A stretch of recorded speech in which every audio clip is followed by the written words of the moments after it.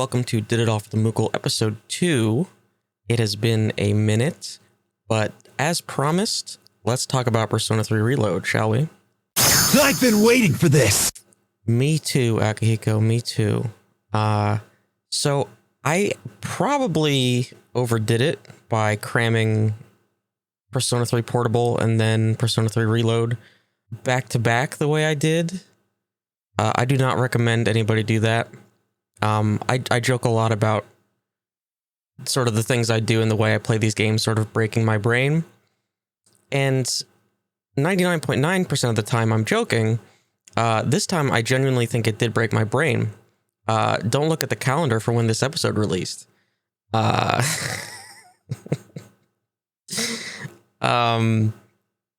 yeah, finally talking about Persona 3 Reload. It has been a very long time coming. So what's this discussion going to cover? I'm going to try to attempt to be as spoiler-free as possible from a story perspective, while at the same time going quite deep into the game's systems and how the whole package sort of comes together in combination. So if you've played Persona 3 or another game in the series, you'll know like a lot of the terms that I'm throwing around. And if you haven't, I'll try to do my best to explain them when they come up, because they're going to come up. Because this is going to get into the weeds. There's really no getting around that. Like whenever I bring up specific ability names, I'm going to explain them just for the benefit of anybody listening. So if anybody hasn't played the game yet and you'd like to remain completely fresh before you play a game that came out 16 years ago, and also 12 years ago, and also 1 year ago, and also 2 months ago, this probably won't be the episode for you, and that's fine. I don't want to ruin the game. So having said that, whenever I mention like the specifics of characters or their individual arcs or design, whether that's their gameplay function or narrative function, it's probably going to be broad enough, or inversely so specific, like a very specific detail about how like their individual quest functions, that it won't have too much of an effect on your experience if you haven't played the game yet. And if you stick with me, I think you'll see what I mean. I basically went through this game with a fine-tooth comb while I was playing it, and that was the one benefit of playing Portable immediately before playing the remake. So in order to properly organize this discussion, and I say properly very loosely, and trying to preserve my own very, very small amount of sanity remaining at this point, I've broken this whole episode down into a few sections, and those sections should remain time-stamped whenever this is all said and done and edited and posted up. So please feel free to use those at your leisure. And so these sections are going to be the importance of Persona 3, the goal of Persona 3 Reload, the themes of Persona 3, the Persona 5 factor, what's changed in Reload, sound, visuals, Tartarus, combat and game economy, difficulty, and finally, the future. That's a lot. That's a lot. I went overboard. I don't know how long this is going to be. I'm going to be scared of a possible runtime. And a lot of these sort of topics have overlap with each other, mostly because I'm very messy, and this got out of hand almost immediately.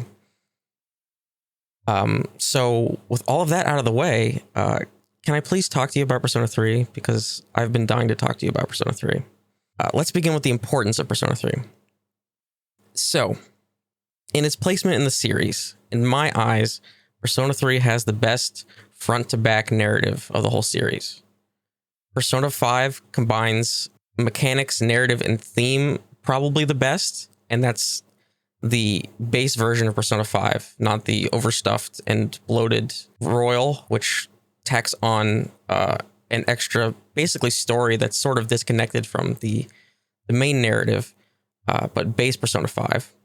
But the original Persona 3's full story from beginning to end is the best in the series up to this point.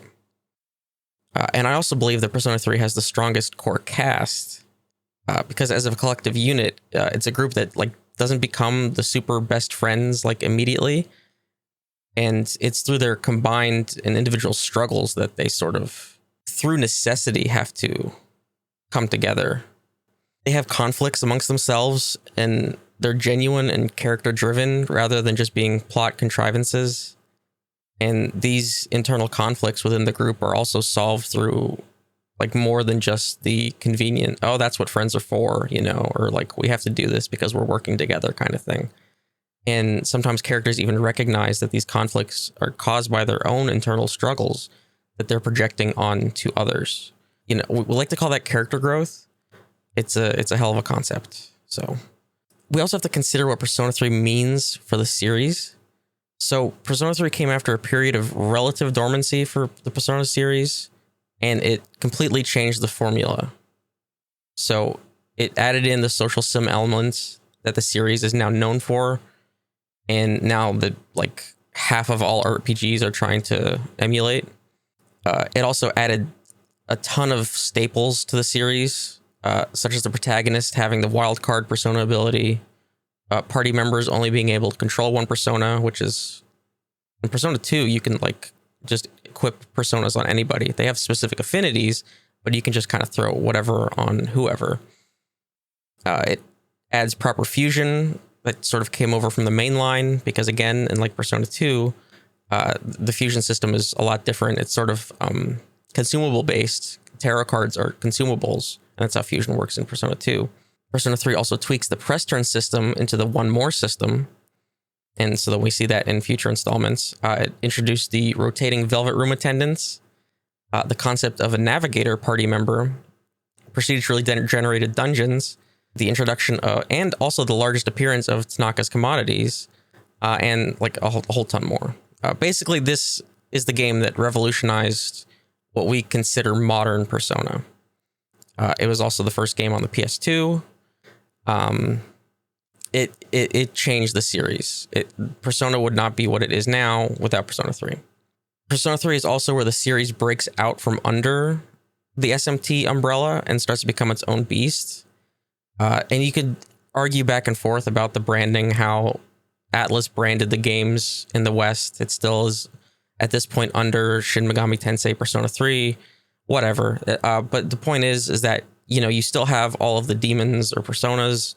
The spell names are all largely the same. But now there's less of like this overt occult air. I know that sounds weird to say if you've played the game. But like now Persona rituals aren't really a thing. There's a clear delineation between the regular world that normal people live in and sort of go about their business, and the Persona world where like our protagonists live. And there's that clear separation that's sort of you see in the later games, right? In Persona 4, you have your daytime, and then you have the midnight channel. Persona 5, you have your daytime, you know, ordinary stuff, and then you have the metaverse. Persona 3 is what introduces that sort of separation. Because in Persona 2, basically almost everybody like can use a persona, you know. There's like devil summoners just kind of walking around, just doing their thing. The games are just like swarming with like this occult air around it, and like normal people just get like swallowed up in it constantly. Like Persona 2, the story is a friggin' fever dream with like crystal skulls, and I don't even know what, like, because it's Hitler. It's not a dream version of Hitler. It's a manifestation of Hitler caused by belief in rumors, I guess. It's hard to explain. But yeah, like you just have this like conspiracy occult angle to it. And in comparison, Persona 3 has a relatively straightforward presentation where you have people turning into bloody coffins each night. You know, like it's like, oh, that's just kind of weird, right? Whereas the older games were esoteric in a way that Persona 3 tried to, I guess, simplify. There are also like now no longer references to the Kuzunohas.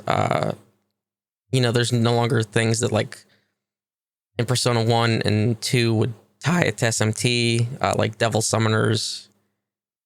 It feels in Persona 3 like Persona is now a separate entity within the larger franchise rather than just being another SMT RPG that sort of has its own story, but sort of plays the same as the rest of the games. And so if you talk about like sort of an RPG revolutionizing certain gameplay systems and like being very important narratively, it's easy to think of other games that have done that. Like the biggest one would be FF7 for a lot of people, especially. And so to me personally, Persona 3 is like my Final Fantasy 7. It's like the game that did that for me. So it means a lot. And so I have certain expectations with a full-on remake of that game, right? The same way that people put huge expectations on the Final Fantasy 7 remake. So I have a lot of questions going into this remake that I wanted to see if I could find out the answers to. And the biggest question was, well, what is Atlus's goal with Persona 3 Reload? And will it accomplish whatever Atlus set out to do? And so I wanted to find that out. I wanted to find out, what did they want to accomplish? Did they want to make Persona 3 just playable for a new audience? Did they want to smooth out some of the rough edges? Did they want to do both of those things? Like, I wanted to find out exactly what they are thinking going into this. But for me, I wanted to know, does Reload retain the narrative of Persona 3? Does it carry the same emotional weight? Can I still feel the same things I felt when I think of March 5th and Memories of You plays? Are the themes of the game intact? Or can Reload possibly even amplify those themes or add on to them? Basically, is this game still Persona 3? And will someone playing this game for the first time get a comparable emotional experience to somebody that played the original? So those are the questions I had going in. And it's tough to judge remakes in comparison to each other. And it's easy to say that a remake doesn't replace the original because the original still exists. But when a game is so fractured the way that Persona 3 is, and a remake doesn't completely rectify that, how is an audience and how is a fan base supposed to take that? And what does it mean when a remake becomes the de facto way to play the game? And what I mean by that is, right, aside from owning a PS2 copy or emulating the original release of Persona 3, there is no modern way to play OG Persona 3. The most modern way is to buy an emulated version on the PS3. And I don't have a PS3, and so I don't even know what the status of their online store is. I know the Vita's online store got shut off within the last couple of years. So I don't know about the PS3 status, to be honest. So this remake is taking the original's place on digital store shelves. Atlus is not literally going into people's homes and breaking PS2 copies, right? They're not destroying the game, but it's a replacement in some sense. It's a modernizing, but it's also a replacement. And it's also replacing Portable, which it somehow can't because it doesn't include the female protagonist in Portable. It doesn't include those specific social links to her route. It doesn't include that content. So, but at the same time, why would somebody buy that sort of hastily put together port of Persona 3 Portable when there's now a fully 4K Unreal Engine remake available, you know? And you know which one they're pushing, right? It's going to be the new one, the more expensive one. And like, which version are you going to recommend to a friend? The visual novel PSP kind of upscaled one that doesn't have cutscenes, or the very shiny one? It's kind of a no-brainer. And this game is so fractured that this is now the fourth different version of Persona 3 that's been released. You have original Persona 3, You have Persona 3 FES, which included the answer. You had Persona 3 Portable, and now you have the remake here. That's 4 different versions, and they're all different in their own ways. They're all different games.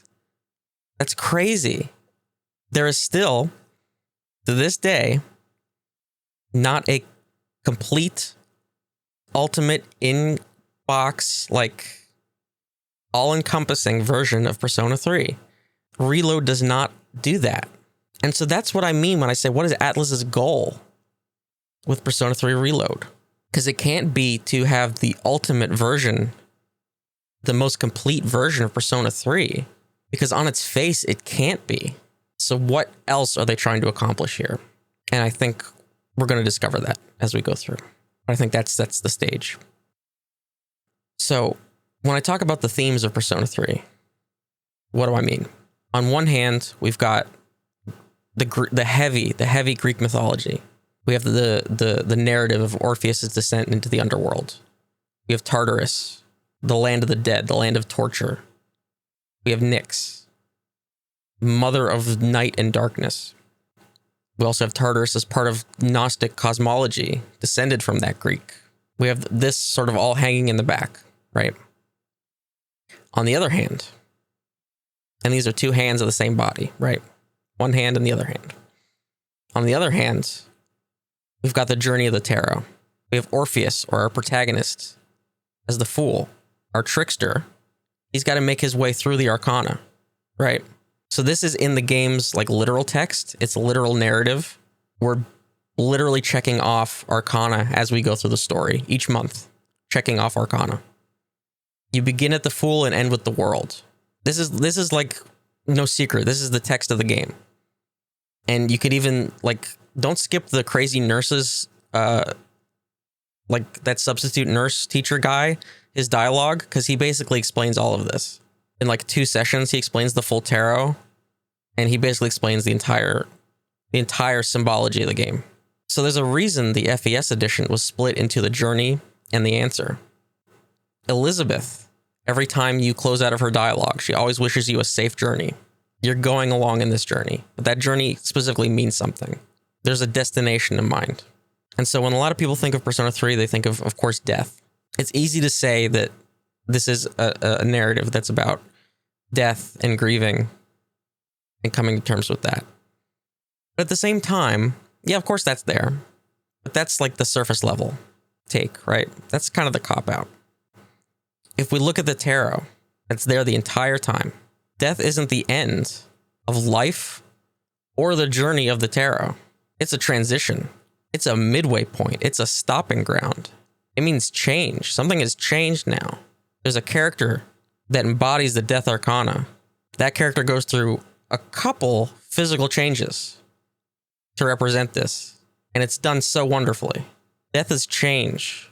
It is not an end. It's a reflection point on the journey. The game is telling you that life is a journey, right? Let's play some Rascal Flatts, but it's a journey and a life in search of an answer.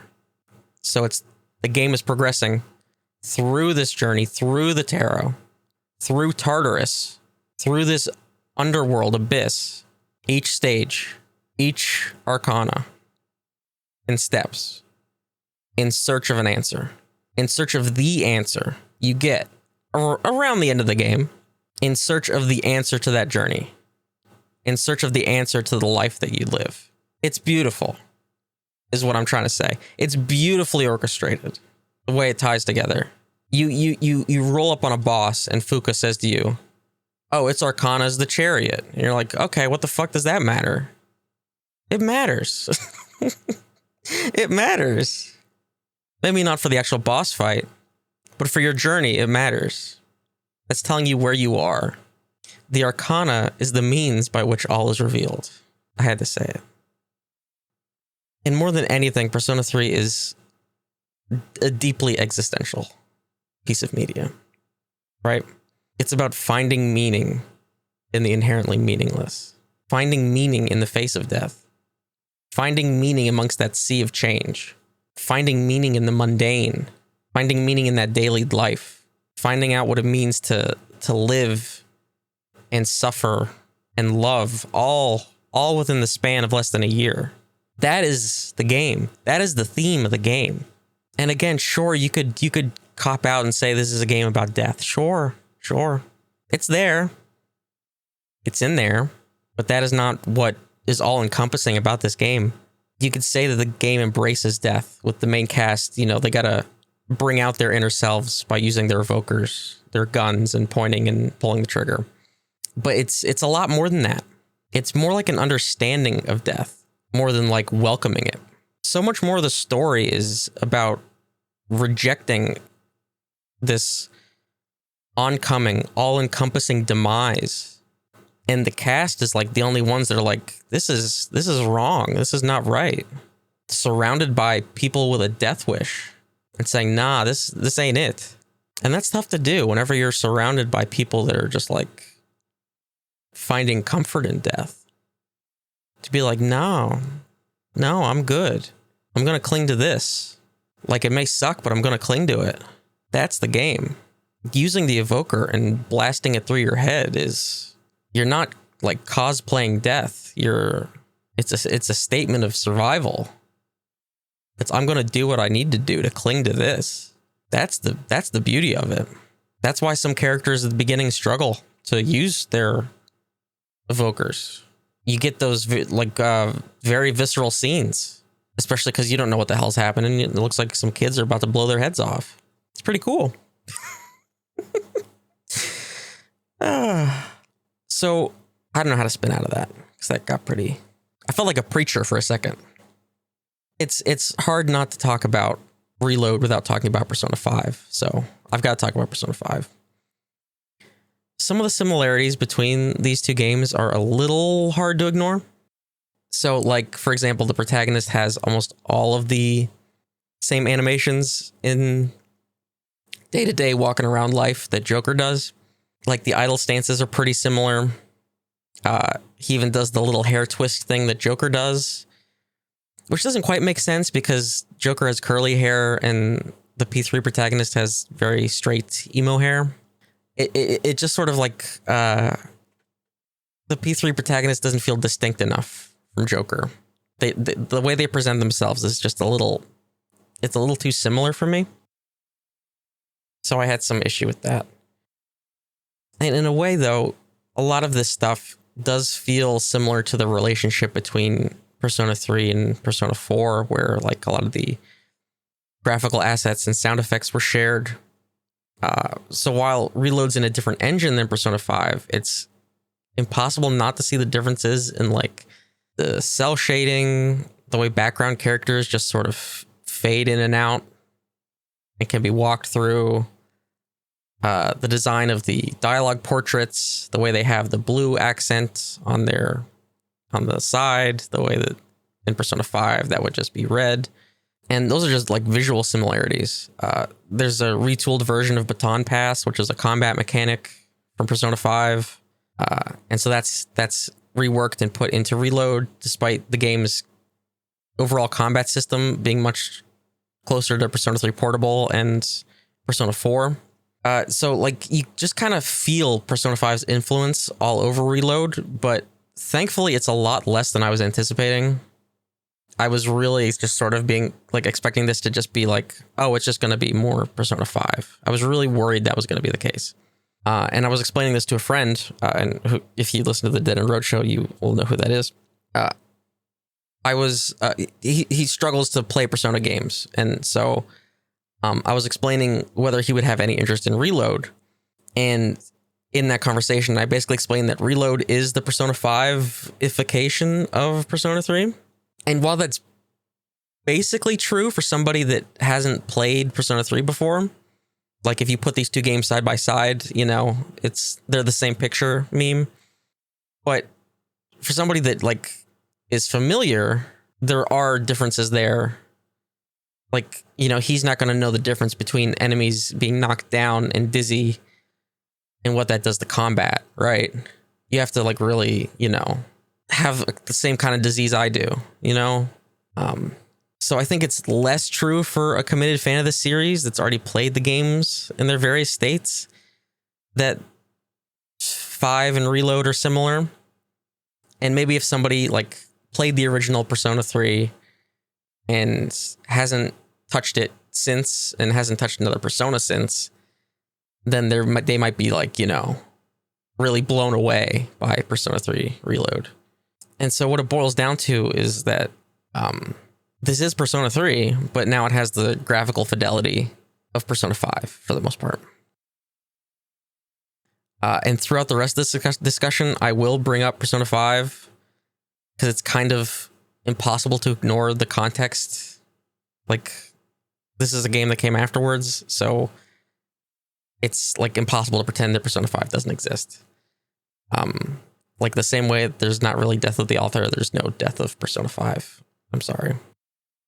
So this next section is going to be incredibly in the weeds, and it may not even serve a point, but you know what? I'm going to do it anyway. So what's changed exactly between the original Persona 3 and Reload? And these are the changes that I thought were worth writing down. These are basically the changes that didn't fit into the other sections that I, couldn't organize. So our monthly shadow extermination events, which are our main plot thrust, this is how the story progresses for the most part. These are the same. They're largely unchanged aside from a couple combat tweaks. But presentation-wise, setup-wise, they're the same as in Persona 3, the original. They're just basically boss fights with a little bit of prelude. This is probably going to be disappointing for Persona 5 only players, because these are not like the handcrafted dungeons in Persona 5. These are mostly just like walking in a straight line for a minute at the most in a scenario that just sort of sets up the boss fight. And because in Persona 3, Tartarus is the only dungeon, and it's the combination of Tartarus progress and these monthly shadow events that propel the story forward. There are now a lot more activities to rank up social stats, especially at night. So now the strip mall is open at night. Previously, only Polonium Mall was open at night, and it was pretty much the only thing you could do other than dungeon crawl at night. So this has the effect of making the environment feel like an actual lived-in place, other than like just being one or two backdrops, because nighttime was really restricted in the original. You could just basically go to the mall, and that was it. And once you had finished those mall activities, you were either going to Tartarus or you were sleeping, and that's about it. So the fact that there's this variety improves ranking up social stats, because previously the best way to rank up social stats was to utilize the arcade machine at the mall. But if the stat you wanted wasn't available that day, you were kind of out of luck. So you'd either waste your money on a stat you didn't need, or you could just go home and study. And then once your academics was maxed, again, you would just kind of go to bed. Like there really wasn't a lot to do at night. So now while you're still ranking up the same 3 stats, it feels like you're experiencing a lot more because those activities are different. You could be buying software for the dorm PC, eating these different foods at these different restaurants now, just seeing these different backdrops. It just feels like there's more variety, even though you're still kind of doing the same thing. It's just not back and forth between the mall every night. And late game, there's also a method for gaining social link points at night that works in a similar fashion to the way that drawing a fortune at the shrine does. And so this is very handy for one, and it's also a much better alternative than just going to bed and wasting that nighttime period, which is really nice. And so in that vein, there's just like a lot of little quality of life tweaks like that to help you spend your time better. Like, for example, the Hermit social link no longer takes up a full day, and instead only takes up the afternoon time slot instead. And friends now text you rather than call you to make plans. So now you can actually see who all wants to hang out rather than just like declining a bunch of people and then realizing that you said no to everybody. And so this maybe like will break the immersion of it being 2009 a little bit, because like texting with T9 in 2009 was ass. It was ass. and so they're sending like lengthy text messages, and it's like, that's a little iffy, but like it's fine. It's fine. For the quality of life, it's fine. Otherwise, I think they do a really nice job of sticking to like the 2006 to 2009 aesthetics that the original possessed, and not like modernizing it for kind of no reason. Just like all the phones are flip phones. Junpei is still playing a PSP. I think it's still PSP. So like, you know, they didn't like, modernize it for the sake of it. The big one is you can now accept more than 3 of Elizabeth's requests at a time. You could basically just accept all the ones that are available to you, which is really nice. And requests that require a specific item from party members no longer have to be acquired on a specific date. There's still a time limit attached to them. So like if you don't hand it in by that time, you fail it. But it's basically impossible to miss them now, because you don't have to like go talk to them at a specific date, which meant that they would only be available at a specific time, because you couldn't talk to them during their social links if they were a social link character. And requests also have markers associated with them when they require talking to an NPC, like if they have an item. And you can see that on the map as well. And almost all of them can be completed immediately whenever you accept the request. So I'm a little mixed on how I feel about this, because it basically makes it so you no longer have to factor these requests into your schedule, like remembering the dates or where anybody is located and when they'll be available. So they're just basically these fetch quests that you can kind of just do immediately. At the same time, there are so many goddamn requests that it doesn't really hurt if these are made stupidly easy. So it's fine. It's not that big of a deal. But the other time saver is you can now walk in and out of the dorm without causing time to pass. So if you realized you needed to do something in the dorm, or you bought something that can be used in the dorm, it no longer requires you to waste time or do something outside instead, and vice versa. So like if you realize that you went home, but then you're like, oh, there's nothing to do in the dorm today, and I need to go back outside, you don't lose that time. It doesn't move time forward for you. There's now a vendor at the club at the mall who now sell links to websites. He's like a hacker guy. These open up additional items and small interactions. They kind of very lightly, just a little bit, feel like Persona 2's rumor system, just a super, super simplified version. This is just basically unlocking additional items and interactions. And it is possible to miss them, because if you don't buy them, then you don't get them. But I thought it was a nice touch, just more ways to interact with the world.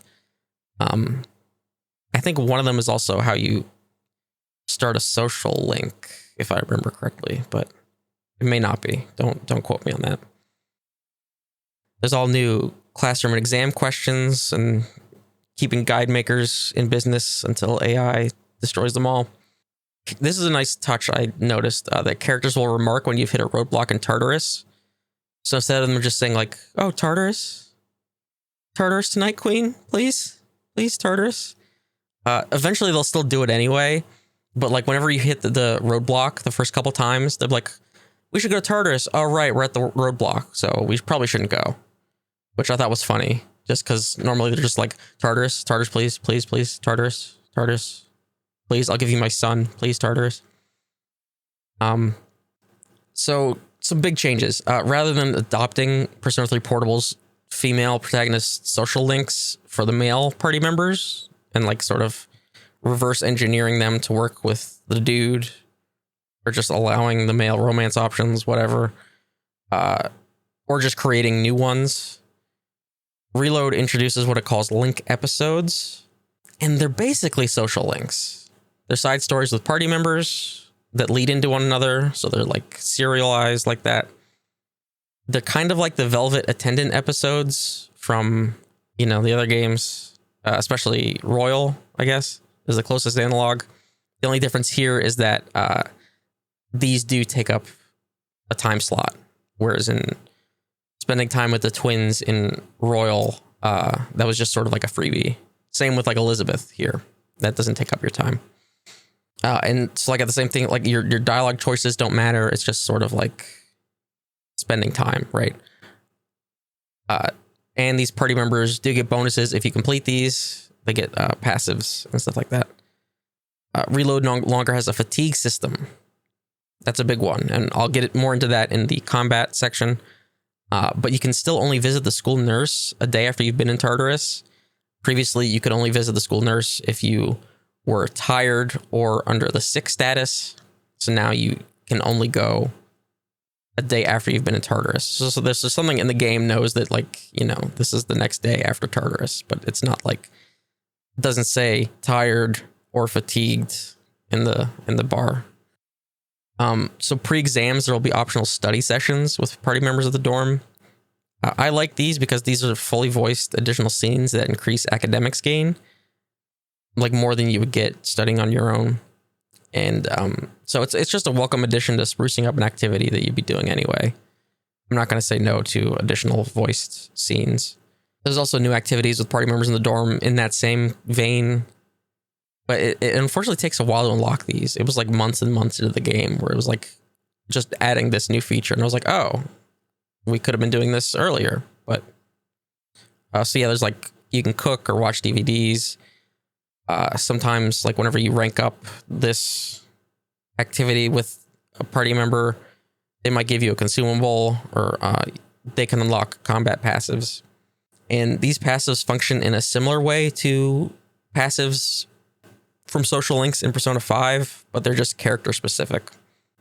They're a nice addition, and it's just another way that they expanded on like the nighttime portion of gameplay, which was lacking in the originals.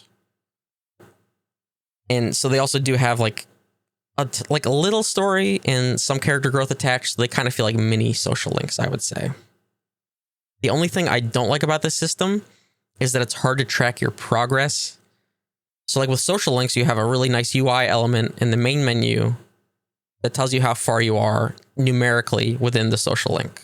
It's like, okay, here we go. Magician, I'm 5 out of 10. So I know where I am. And even if you hit on that, it'll even give you a small synopsis of like what your last event was with that person. So like if you hadn't talked to them in a while, you can refresh yourself like, yep, that's where I was. Okay, cool. For this, you're kind of just on your own, and it's hard to chart your progress to the next like perk point. And like the wording whenever you've finished off a link episode but can still access that character's activity is vague enough to be confusing, because it's the same unhelpfully vague language that's used whenever you progress a social link, but it's not going to rank up.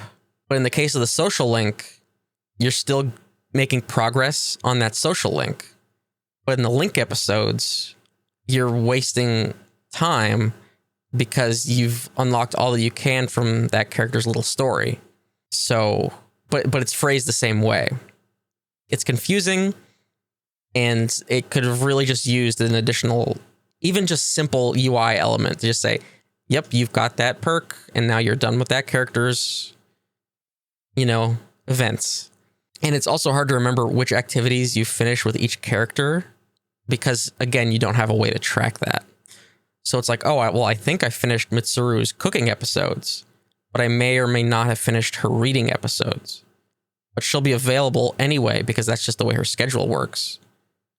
And it'll give you that thing where it's like, oh, you're not going to make any progress towards this link episode character.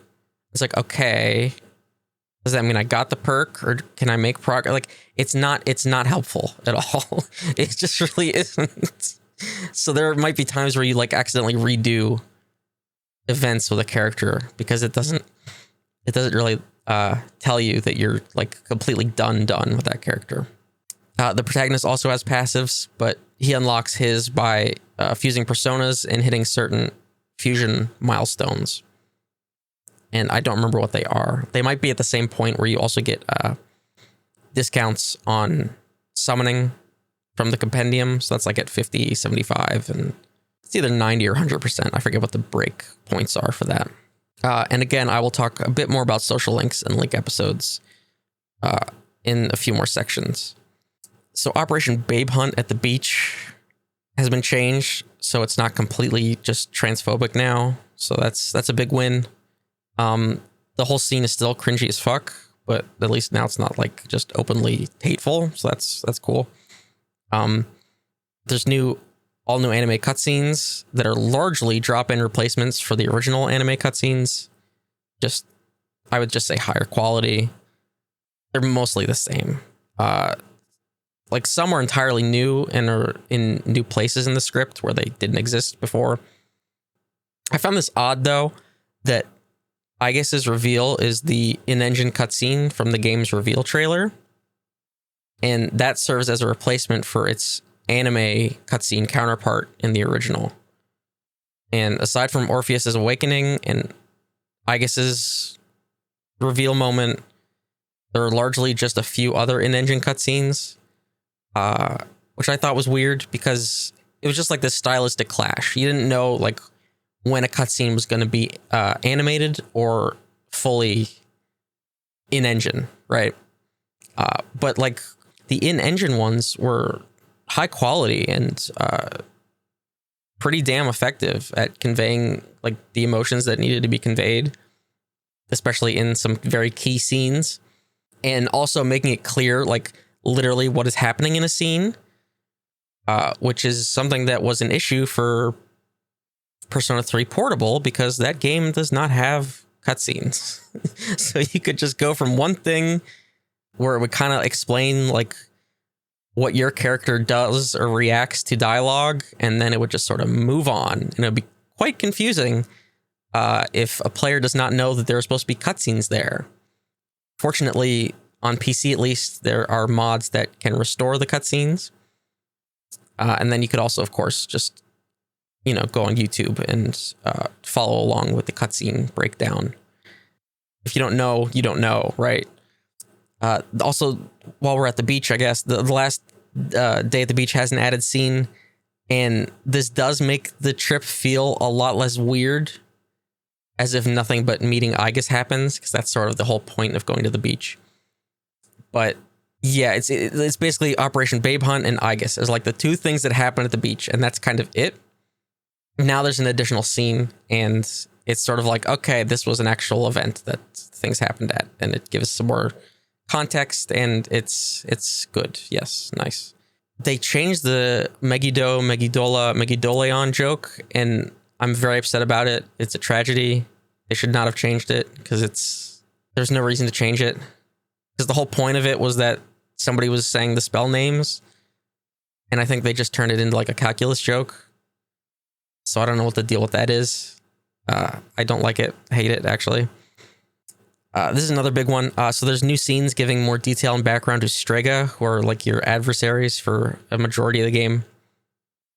And thankfully, P Studio didn't do anything like insert a bunch of flashbacks to, their childhood, or like long expository monologues, or just like info dump at you just to tell you what each member of Strega's deal is. But no, like instead, like I thought these were like pretty tastefully done. They just kind of provide color and a touch more contrast and shine a little light on what were sort of intentionally vague and like hinted at personal histories. And so what this does is this approach leaves the original text completely intact, because it's not like retconning anything. It's not adding something that's just like overshadowing the original text. It's just sort of like a little more detail, right? A little more context, a little more motivation, and just adding more to make these more well-rounded antagonists. It's well done. I like it a lot.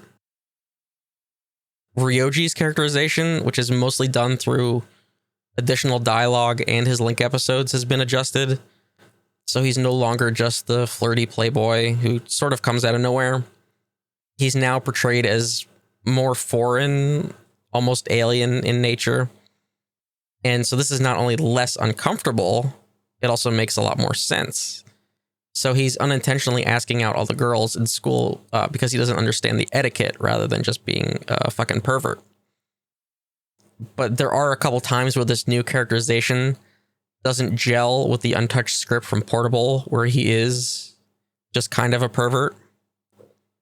So since they didn't really change anything from Portable, which is the script they're using, there's this tonal clash between, like, within this character specifically. And his characterization in these added scenes leads me to believe the writers were really, really influenced by the Evangelion rebuilds, specifically the relationship between Shinji and Kaoru, because it's really overt. It's really obvious, but I did appreciate it.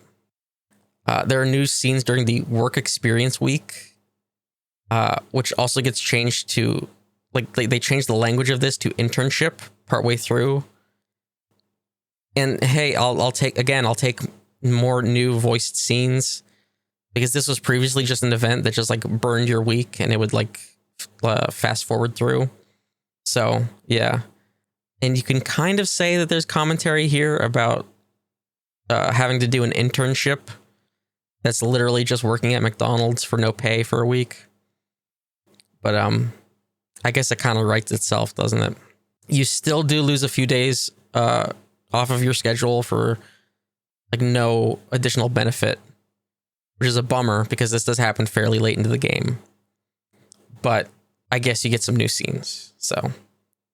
And it does allow for some additional Ryoji characterization. And adding this sort of makes him feel like less of a late game plot device that just sort of shows up to like usher in the very end of the game, and more like, you know, a character that's part of the game. And the kind of unmarked quest that Junpei is involved in is now way easier to complete or even know that exists, because it's now part of his Link episodes. And so I'm not going to go into detail here because it's significant, but it's still missable because, like, you can, I guess, not do it, but it's no longer hidden like it was in the original, where you would have to specifically seek him out on certain days to talk to him without being guided to at all. And again, it's just another quality of life thing. And in this case, it's amplifying a potential story beat that was almost relegated to an Easter egg, and now making that a more noticeable path you could take. You know, like it's an RPG or something. So that's good. Moving on to the sound portion here. So for me, the new soundtrack is quite hit or miss. Overall, it feels more like a remix album rather than like a natural game BGM. So songs changing between scenes can be jarring because they don't have a common instrumentation the way the originals did. Some feel like scrapped Persona 5 ideas. Mostly any song that includes synth organ and jazz bass, which were both staples of the Persona 5 soundtrack. The new version of Mass Destruction is objectively worse, and again feels like a version for a remix album. I almost feel like they made Mass Destruction worse just to make the new battle theme, It's Going Down Now, sound better, because it is a better song than this butchered version of Mass Destruction. It's Going Down Now would have been fine on its own. There was no need to like completely nerf and destroy Mass Destruction the way that they did. I don't know.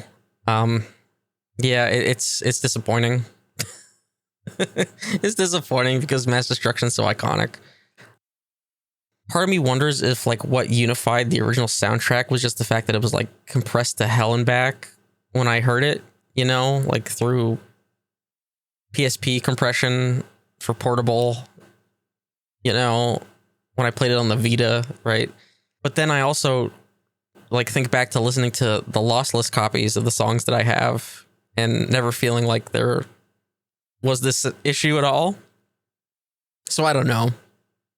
I'm really iffy on the new stuff. And the one song that has the boop in it. I don't know how to how to describe it.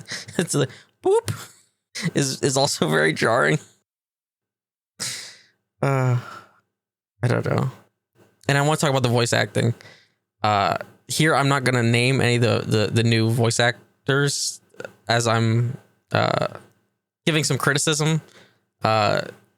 Mostly because I didn't dig deep enough to find out who they were. But also because, like, you know, that's easily accessible to people that do research like me. But I felt like if I get mean, I don't want to be like mean to a person. I don't know. It feels weird. Anyway, I mostly have positive things to say though, so we'll see. But the voice acting is a little uneven. But overall, I do think it sounds much more natural than the, like stilted 2000s anime style delivery that the original had going for it. And so this is a credit to the voice directing and the performances, because the script is basically the same as Persona 3 Portable, other than the new additions and the new scenes and everything. So the fact that it does sound much more natural, being the same exact dialogue, is a testament to the performances, because characters sound like they're talking to each other like real people and talking to you like real people, rather than listening to an overacted anime dub, is how I would describe it.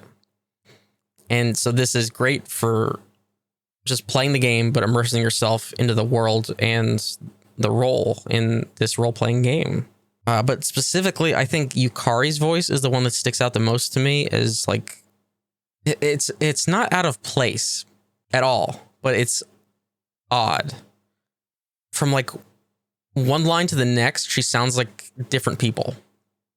Sometimes she sounds like Futaba from Persona 5. Other times she sounds like An from Persona 5. Sometimes she has a higher pitch. Sometimes she has a lower pitch to her voice. She's kind of all over the place, and especially early on. And this sort of makes it hard to pin down her character. But at the same time, this doesn't feel like it's intentional.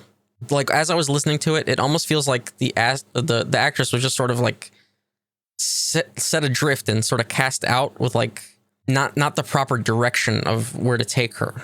And she just sort of had to make do with the script on her own.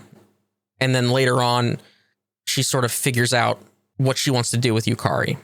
That's how it came across, because I do feel like later on, Yukari sort of evens out and she finds this middle of the road to her voice as the game comes on. But at the same time, that would only make sense if the game script was recorded chronologically. And I'm not an expert. I don't know how video game voice acting is typically done, but I doubt that that's how they handle it. Because I know movies aren't usually shot chronologically, so why would voice acting be done chronologically? What I think is genuinely happening here is that I got more used to the way that she was delivering her lines, whereas I was just not used to it at the beginning, and then I just got used to it. So I think this is what I'm trying to say is this is a me problem more than anything else. Also, there's a weird audio bug, I guess, with Yukari. So whenever there's a dialogue that will trigger her sigh sound effect, the sigh is way louder than literally any other audio that's in the game. It's louder than music, it's louder than whatever, and it's especially louder than any dialogue audio. And so you'll just get blasted by her sighing whenever you just sort of walk up to her, in the dorm. And it's the only sound effect that I encountered that happening for, where it's just super fucking loud out of nowhere. And there's no way to predict when it's going to happen, because it's contextual to whatever her non-recorded dialogue is going to be about. Because there's just it's basically more a sound effect than dialogue. So whenever she doesn't have dialogue, depending on that context, she might just sigh, and it might just blow your eardrums out. I don't know if that's been patched since. I have not paid attention since I finished the game, so please forgive. Ikutsuki, he also has a much more natural performance, but a lot of the times comes across as too mysterious, and I feel like this basically gives away his entire arc. So Fuka's new VA probably fits her character in a more cohesive way. But for me, there was always something charming about Fuka's originally probably objectively poor line reads. Because Fuka always stood out and sounded like an old woman hanging out with a bunch of teenagers. But it kind of worked because she was entirely sheltered and felt at odds with people her age. And that's what part of her social link was about. And I didn't know this before, but because I usually don't look into voice actresses, in general. But her original voice actress is up for debate because for the original game, the English cast wasn't credited in the game's credits, and no voice actor ever stepped forward to take credit for the role, probably because of how much dogpiling the performance gets, which is crazy to me. So we don't know who the original voice actress for Fuka is. But I don't know. I kind of miss like the grandmotherly way she would say like, "Hi, how was your day?" Like, I don't know. There's something missing. The new one's fine. I have no issues with the new one, but something's missing. Mitsuru's good. No notes. This is one of my favorite characters, and yeah, no notes, no issues. His interpretation's fine. Akihiko also fine. No issues that I really have. Sometimes he sounds a little too adult, especially if you compare it to the older performance and to the rest of the cast, but it's fine. Junpei, again, is fine. He's very close to the original, I would say, Junpei. Probably the closest. But here we have an instance of where they had to change the voice actor because the original was a creep. And I have no knowledge of this whatsoever because I'm just a fucking dude.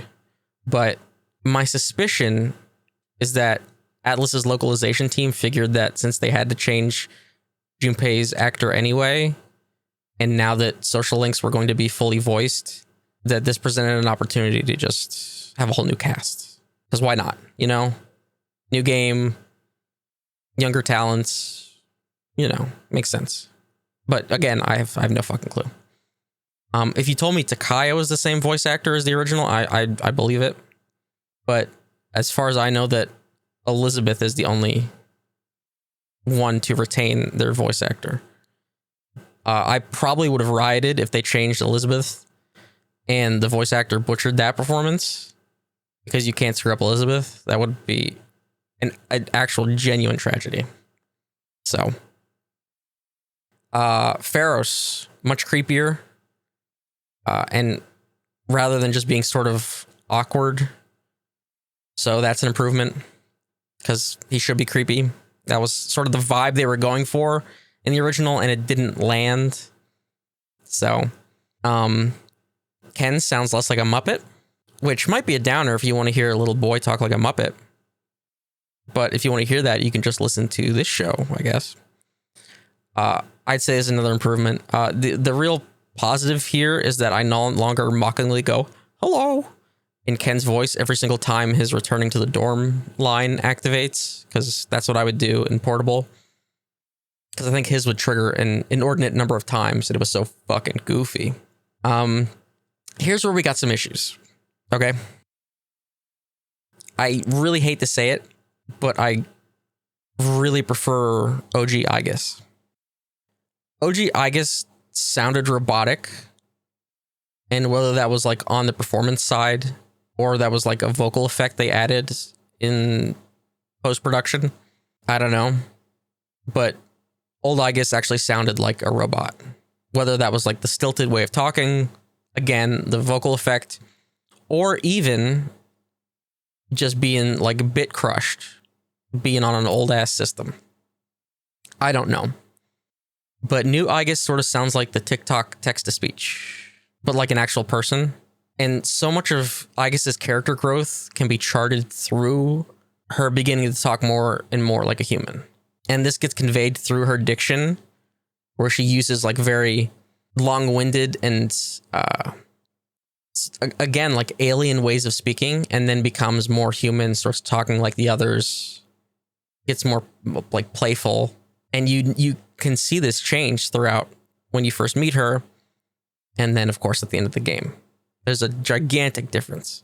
But here, she already starts off close to like fully actualized Aigis in terms of both tone, which like undercuts what is probably like the most important character in Persona 3. And so it also, like, the scenes where she's then supposed to be fully realizing her, potential towards the end are just like really hollow, because it's like you haven't really changed. You just still seem like the same Aigis that I've been with for all these months now. And so it feels like Aigis is sort of trapped in limbo where everybody else isn't. And that wasn't the case for the original. So like Mitsuru even has a voice line, and this was in the original too, but it's again here where she like calls this out and says that Aigis has started to talk like a human, and it just doesn't gel now. Everyone talks about how Aigis has changed and feels like a real human, and like there's even a quote like a whole new person, and I just don't see it now. It doesn't feel like she's changed based on the way she acts or her mannerisms. It's a weird way that she's presented, where she feels more like the group's toy, even more so than the fucking dog is. It's a very weird energy and vibe. And I never got this feeling in the original, when Aigis sounded more like an actual robot. And maybe it's weird because it just sounds like this group of teenagers was treating what was ostensibly, from looks and sounds, another teenage girl like she's an oddity, when she wasn't portrayed that way. It's explained, like, I don't remember this from the original, so like, I don't know. It's explained that she like now has emotions, like in the late game, in like a throwaway line, because I don't remember this in the original at all, and so this is why it stuck out to me. So like, she now has emotions, and I'm like, but that's just not true. She had emotions the entire time, which was why she was able to have a persona in the first place. She had a psyche. That was the whole point, was that she was a robot with a persona. So like, the more I think about this, the less I like it. Like the way that Aigis gets handled in Reload, I just don't like it. Which is really weird, because she's like sort of oddly, she's the emotional core of this game. And so for them to like fuck with it, maybe not intentionally, but like in result is off. Koromaru sounds like a person mimicking a dog, so it sounds goofy as hell. It's also really loud in combat for some reason, and it just sounds like a dude just like barking and woofing. And now I don't sue me, but like, I don't like dogs to begin with, and so this just sort of amplified how annoyed I was. The worst part is the panting, by far. Listening to a dude pant like a dog is really rough. Again, I think the original sounded more like a dog. I don't know if they recorded actual dog barks or if it was just compressed and the guy doing the dog barks sounded more like a dog. Whatever they did here, it just sounds like a dude. It sounds like a dude whenever it's supposed to be an actual dog. Like, this is not a dog mascot, it's a mascot dog, if you know what I mean. Or do I have that backwards? Like, it's an actual dog, where like in Persona 5, Morgana does the mascot cat thing. Persona 4, Teddy's the mascot bear. Here, it's literally supposed to be an actual fucking dog, and it sounds like a dude. I really want to stress how much it sounds like just a guy. That's the one voice actor I should have looked up. Is who plays the dog, you know? Really want to stress that. If you take away nothing else from this episode, take away the fact that the dog sounds like a dude making dog noises. Much like Fuka, Chidori 2 no longer sounds like an old lady, so Junpei gets the goth girl of his dreams. The guy that voices Hayase, who's the star social link, is some YouTuber. He got a bunch of harassment for his performance in like the last Yakuza game, or maybe it was 2 Yakuza games ago. I don't know. I haven't played those yet. Since he was like taking over like the main role in that, and so since Hayase wasn't voiced in any other Persona 3, there's not really a direct comparison. But I have to say that this performance was probably one of the weaker ones, because all of his line reads are like pretty generic, just like he's anybody. And he has this weird tendency to like breathe out each line. Like it's weird and doesn't make a lot of sense. Why he's just like breathing out each word he says. It's like off-putting. I don't know this guy or what kind of content he makes or why he's suddenly getting VA roles. But it's like such a minor role that it doesn't matter. Akinari's VA fixes a lingering issue I had with the Sun social link from the original, which was that the text always referred to him as a young man, but his gray hair and like the gaunt appearance in his face always gave the impression that he was much older. Yet he was called young in the text and makes references to being around the same age as the protagonist. And so now that it's a voiced character, that can be properly conveyed. And to me, this makes what was already like the most outwardly emotionally affecting social link that much more impactful, because you get a fully realized character now. You did before, like in his entire arc, but now you get like a complete picture with the inclusion of voice acting. I feel like this is what they were trying to go for by upping the presentation by including voice acting now. And so I think Akinari, the Sun social link, is what does that the best. And then the Antique Shop VA is the same as Kawakami from P5. I had to note that because it sounded the same. Man, this is a tough case, even for Junpei Iori, ace detective. Ace detective? You're so dumb. More like Stupe, ace defective. Okay, everybody still with me? Moving on to the visuals. So overall, the game looks fantastic. You can see it from any of the trailers or any gameplay. The cell shading looks quite good. There are some lighting issues. The interior of the dorm in particular is way too bright. This can be sort of remedied by turning down the brightness in the config menu, surprise, surprise. But this unfortunately makes the rest of the game, which otherwise, like on the whole, has an appropriate light level and shadow detail, I would say, now far too dark. This is the kind of thing that could probably be patched in, but Atlus usually doesn't patch their games post-release for that kind of thing. Like what the game shipped as is usually how it lives. So oddly enough, the dorm actually looks more like how I envision it should whenever January, which is the final month of the game, rolls around. Because on January 1st, like due to the story events, the game's atmosphere and even the background music changes. And so the way that the dorm is presented in January with these much more muted colors and it's less overexposed due to the lighting is more in line with how it used to look in the original. Similar to the lighting, this is the first Persona game to have ray tracing. You might not know that it has ray tracing because they don't call it ray tracing in the config menu. It's called like lighting detail or reflections or something like that. But that's ray tracing, and it's the only setting is a simple toggle on or off. And if you don't have a graphics card or a system like a PlayStation that can actually run ray tracing, then it won't do anything except tank your performance. So like the Steam Deck, if you turn that on, it's just going to tank your performance for no reason. Sometimes character models also have too much lighting on them when they're in the overworld. The school is a like really notorious location for this. Like the outdoor sections and basically any place that is meant to have sunlight can look like the brightness is just turned up way too high. So like especially in the like the courtyard area, it's just like sort of jarring, especially because most locations in the game look really good. So these stand out to me.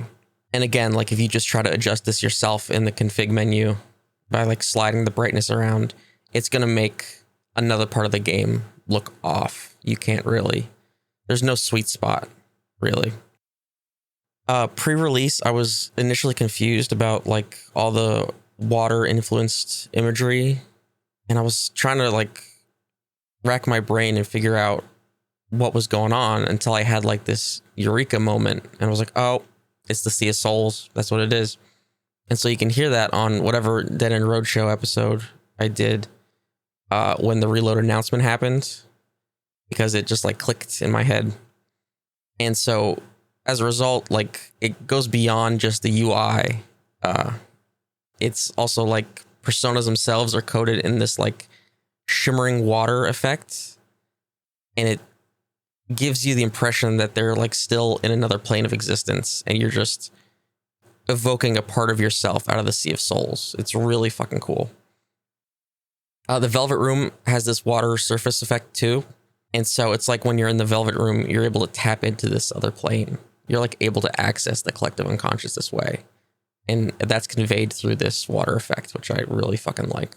And so, like I said, this theme extends from the UI, the main menu showing the main character diving headfirst into water, just plunging into the collective unconscious. He's the wielder of the wild card. He's the fool, just the one that's able to go through that journey, just plunging straight ahead, literally. And then this goes to even like Fuka's Theurgy ability, which we'll talk about in a minute. Probably longer than a minute, but we'll get there. Which heals or buffs the party in these bursts and like fountain spurts of water. And so like it evokes, you know, water being essential to life, but also like the water's surface then being sort of the edge or balance between life and death, and that like dividing line, right? And so there are lines in the game about water being a guiding force to the afterlife. You think of like river Styx and things like that. And, you know, so then it's like a guiding force to the afterlife, but also just generally like guiding you towards death, towards that transition, towards that point in the journey. The clock, or I guess the clocks now, no longer break during the transition to the dark room, which I'm not a fan of, because now they just tick and it seems like it's midnight rather than like space-time is getting ruptured and becoming this hour that shouldn't exist and is supposed to be imperceptible to most people. So like it just seems like it's midnight rather than the dark hour, this special thing. Because that was the whole effect of the dark hour before, like in this transition, would be, oh, the clock strikes midnight and then they just get destroyed. And you're like, okay, what the fuck happened? And now it's just like, it got late. So I think that's kind of a swing and a miss, because otherwise the clocks look cool themselves. Like there's the analog, the digital, there's all these different clocks, but it's just like, it's midnight, like, you know? So it's a little confusing. It doesn't like hammer home the point that the dark hour is something different. It's just like it's late at night. P Studio didn't change the absolutely wonderful rainbow eyesore aesthetic that is the Haraba floors in Tartarus. These are like just rainbow sketched out acid trip section of floors. And so if you're playing on like high refresh rates and if you have motion blur turned on, it's probably even harder to look at than it was in the original games. And there's even a couple lines that characters say about how disorienting it is to look at. I appreciated that they didn't change it, but on the same, like on the flip side, how hard it is to look at. Like I can see somebody just being like getting there and being like, I literally can't see where I'm going. This is hard or impossible to see and navigate through.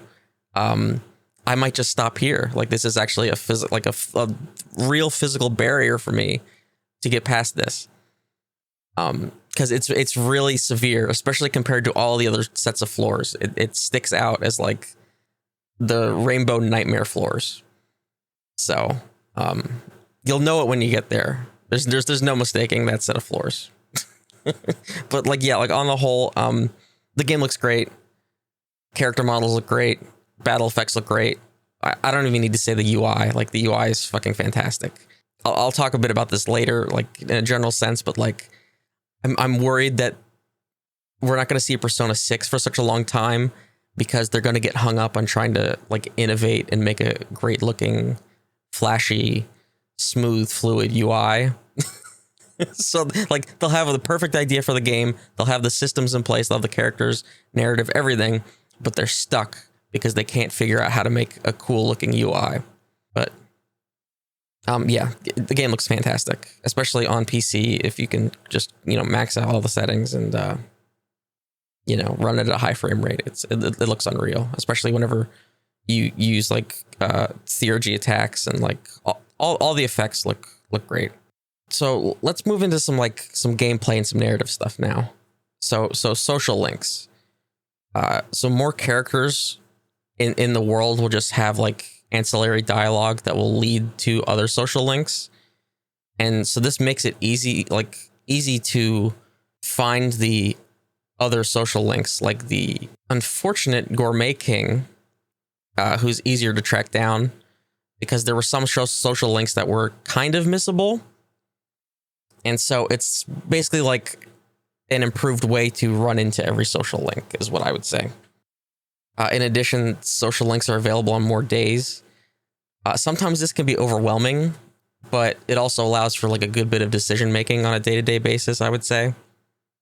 But then there are some days where it's like, oh, like everybody wants to hang out. Everybody's available. What do I do here? But like that's a better decision than like I have nothing to do. I have to decide if I either want to go to bed or like waste time ranking up a stat I no longer need. So social links will no longer reverse if you ignore someone for too long. This is fine. I think it was similar in Portal where like it was very hard to reverse a social link, if not outright impossible. I can't remember. There are still a couple of forced reverses in the storylines of social links. And in those instances, it's kind of silly how quickly that the social link will reverse and then 180 back to normal.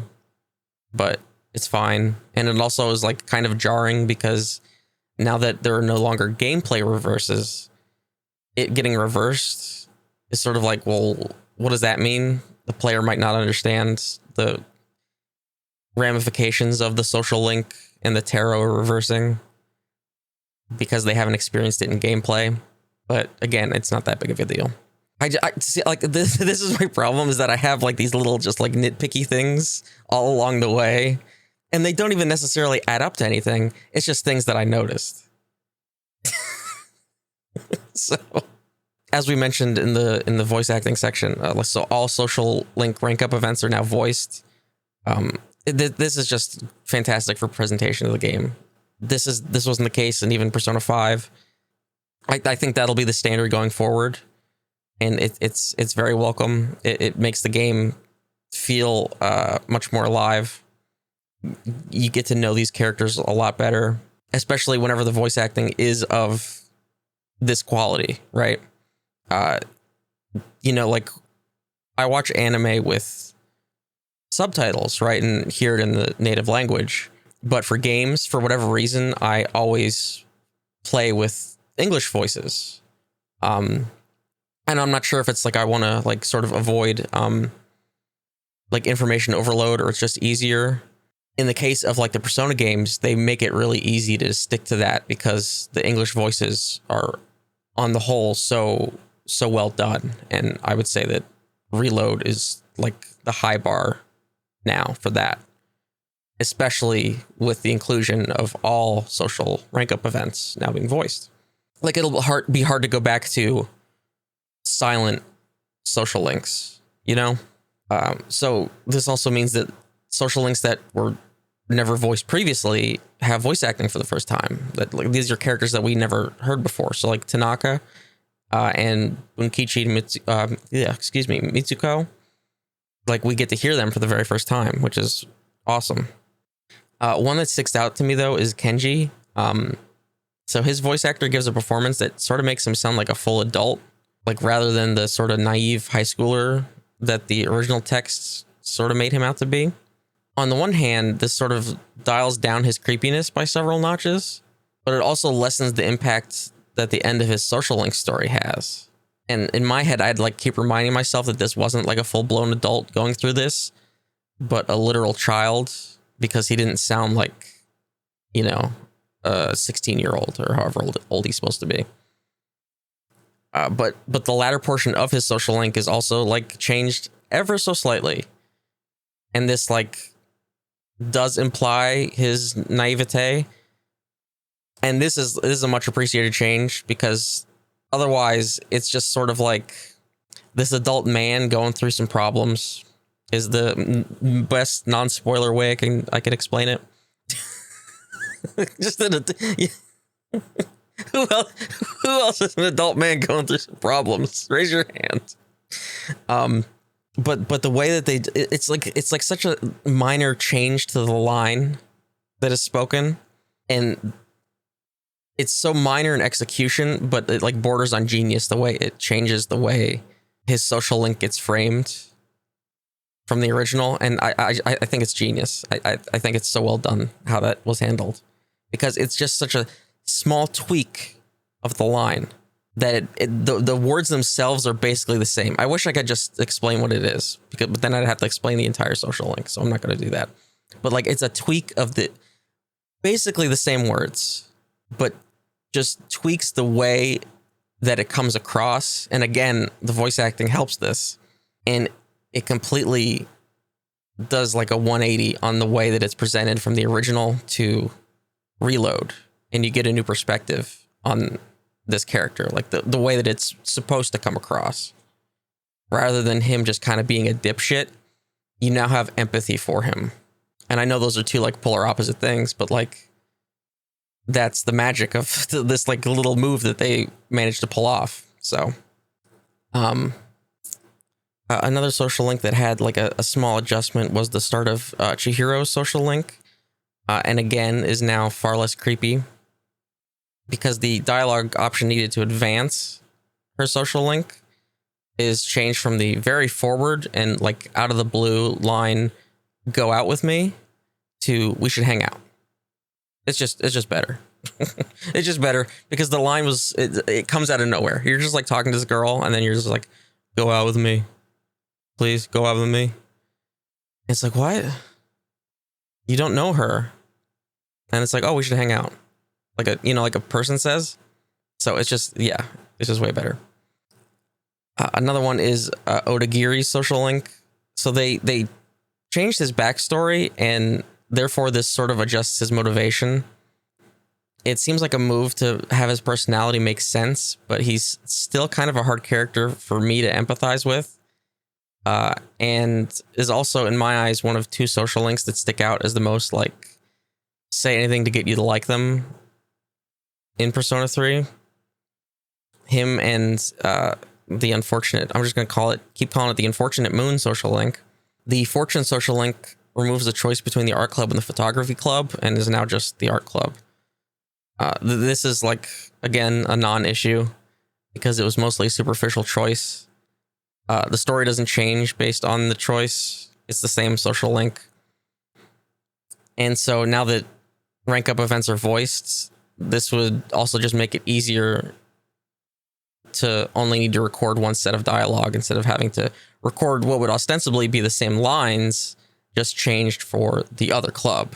So they made the smart call and just decided to make it the art club instead of having to do two clubs for the same exact storyline, same exact dialogue, but just like swap in any time they'd mention art for photography and vice versa. And the Unfortunate Moon Social Link. This is by far the worst one in the game. They adjust it. They try to make Nozomi less grating, and also to introduce his brother and the cult a little earlier.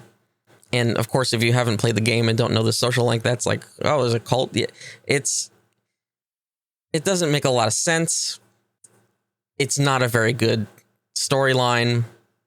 They try to now introduce some like plot threads of the Social Link earlier to make it seem like it comes out of absolutely nowhere, because before it was sort of like the last 3 steps of the social link was whenever all of this dude's like actual issues come into light.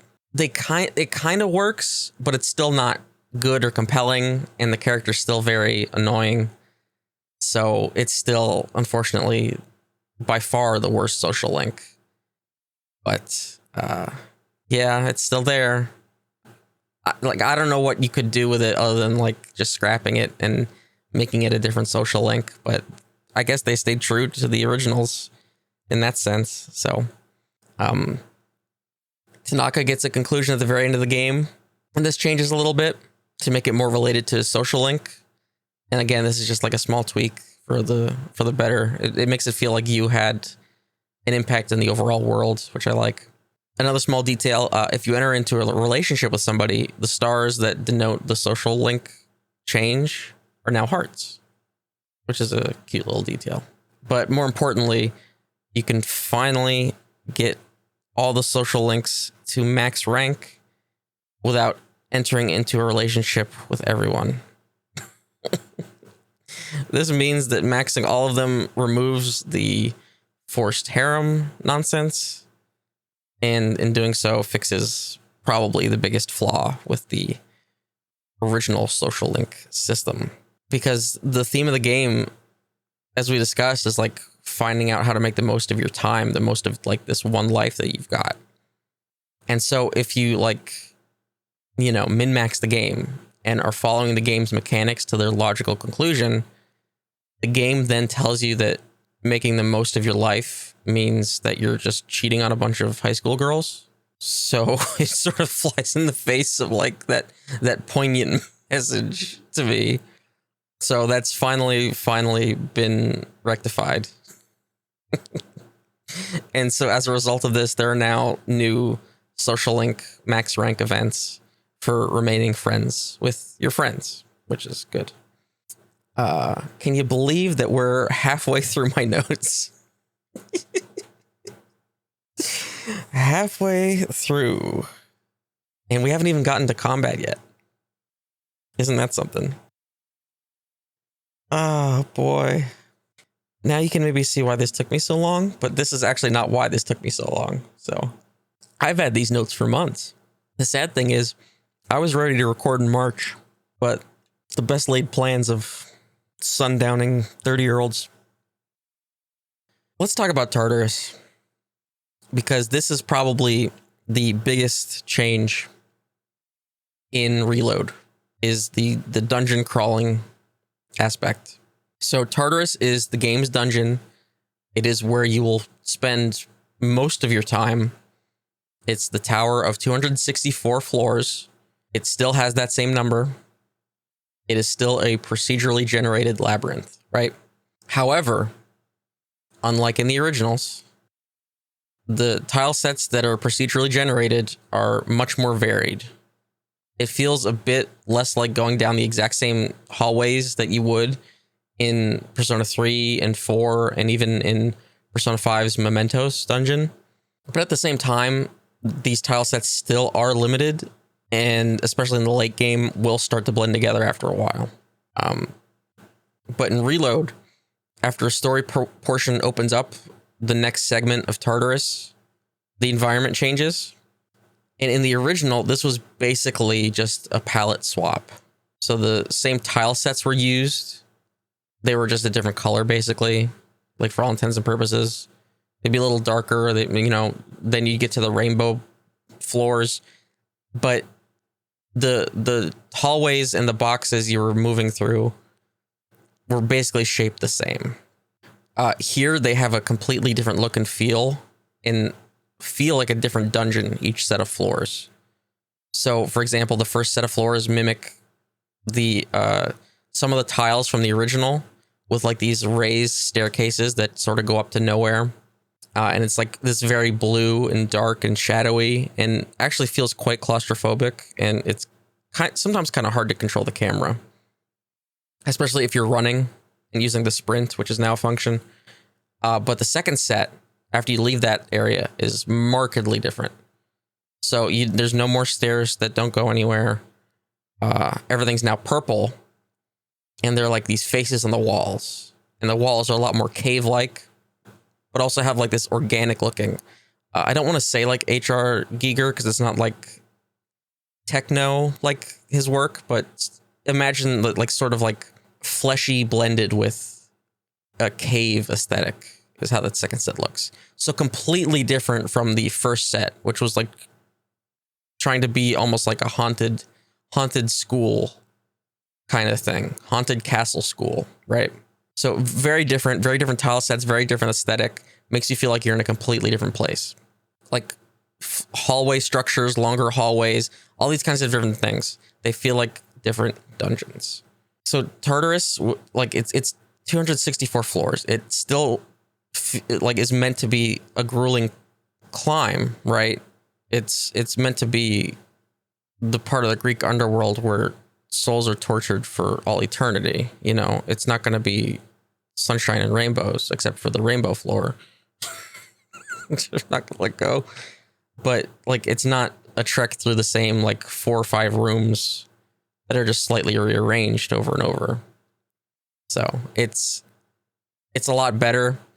I still feel like Persona 5 players only are not going to enjoy the dungeon crawling aspect as much, because Persona 5 feels less like a dungeon crawler because of the handcrafted nature of its individual dungeons. Here, there's no, grappling hook. There's no sneaking. It's just straightforward, clearing out hallways, dungeon crawling. It is improved a lot from the original. There are reasons to explore, the nooks and crannies, whereas in Persona 3, you were just kind of like just looking for the staircase to the next floor for the most part. Here, there are more reasons to search around, and we'll get to some of those in a bit. But it is not like the tailor-made Persona 5 dungeons where you're like puzzle solving and, there are hard story stops for specific things.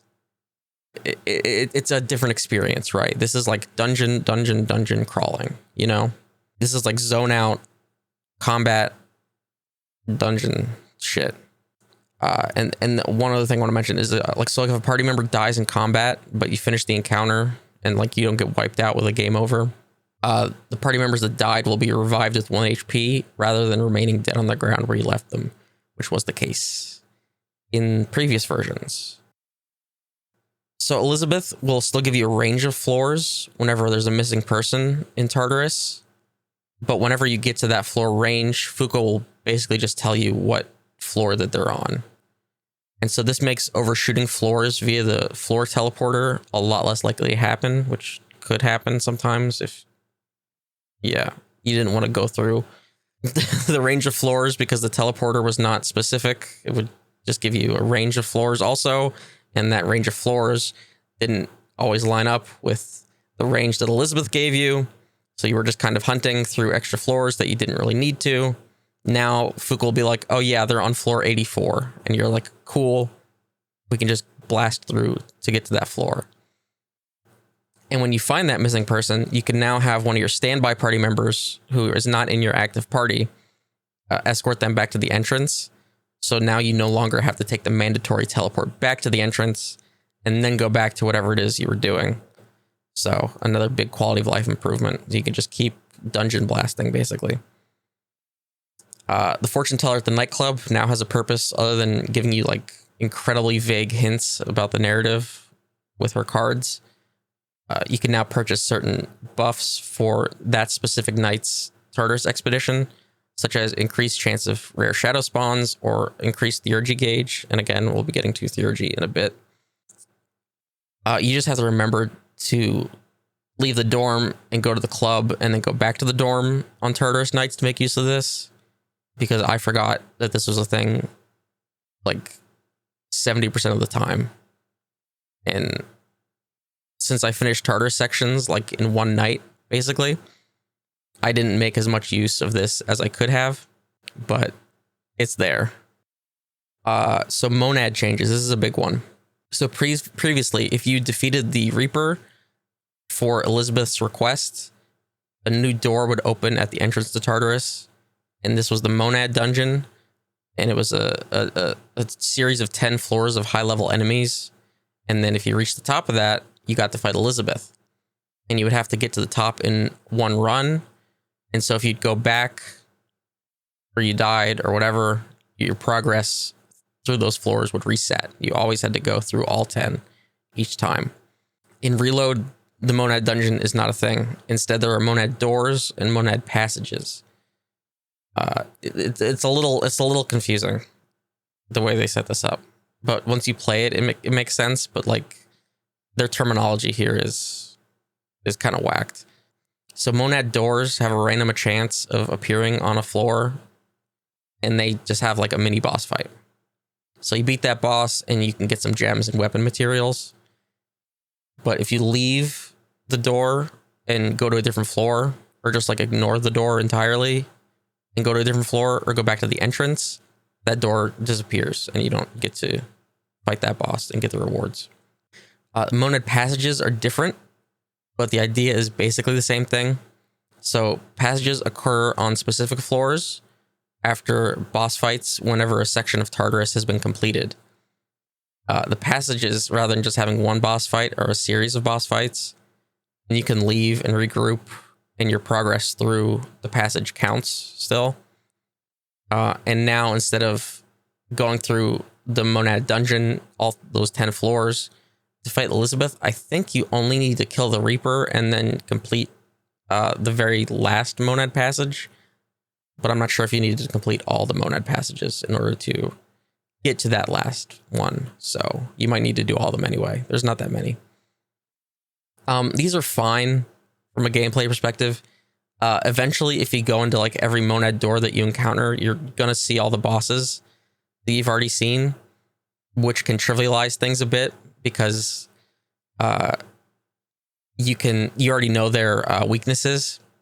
And that's sort of the tricky thing with these bosses, is that they have a wide range of weaknesses. They're more meant to be like puzzle fights than anything else. And once you know the puzzle, you can just sort of nuke them immediately. Another issue, though, is that they're meant to be like these big chunks of experience points. And early in the game they are, but by the late game, it doesn't scale as well. And they're generally not worth your time, unless you get lucky and get one that's just weak to physical attacks, because then you could just sort of wail on it for like 2 seconds and then you're done. Another odd wrinkle I found that's related to this is that it was actually difficult to grind, especially in the late game, because now that there's no Monad Dungeon and has been replaced by these boss fights. The Monad Dungeon previously in the older games had a ton of high-level enemies, and they gave a shit ton of experience. And so that's being replaced by these doors, but at higher levels, the boss fights don't give like a scaling number of experience the same way that the Monad Dungeon did in the earlier games. So I was sort of like scrounging around for the card that lets you fuse 5 levels higher than you, just so I could finish like my final fusions and fuse Messiah to get the trophy, like at the end of the game. And we'll talk about card effects in a second. Also, there's a lot we still got to get through. Bear with me. So speaking of the cards, so Shuffle Time is back. It's been changed to the pick a card version, and this system is similar to the one in Persona 4, but it's not exactly the same. So unlike Persona 4, there's no sweep bonus for being able to grab all the cards after a single battle. In one Shuffle Time, you can only pick one card. Card effects themselves have changed slightly. Wands still give experience increase from the battle you just finished. Cups restore health, but swords no longer give weapons, they give skill cards instead. And that's a change for the economy, which again we'll get to. I have a lot to say about the in-game economy. So as you progress through Tartarus and the story, you will unlock major arcana cards that will then show up in Shuffle Time. And selecting one of these will add its effects to your current night in Tartarus. So for example, the Fool increases XP from every battle until you leave for the night.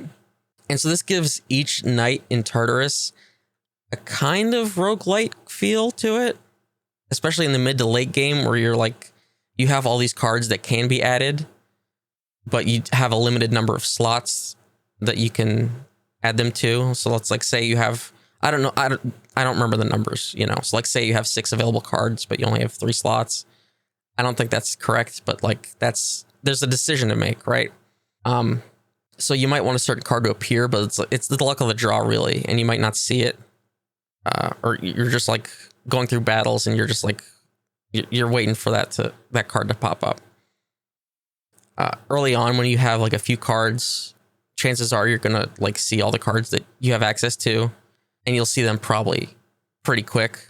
And so there's a limited number of major arcana cards that you can hold on a single night.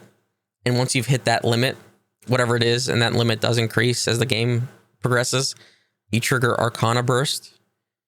In P Studio, it seems like can never decide what they want to use this term for.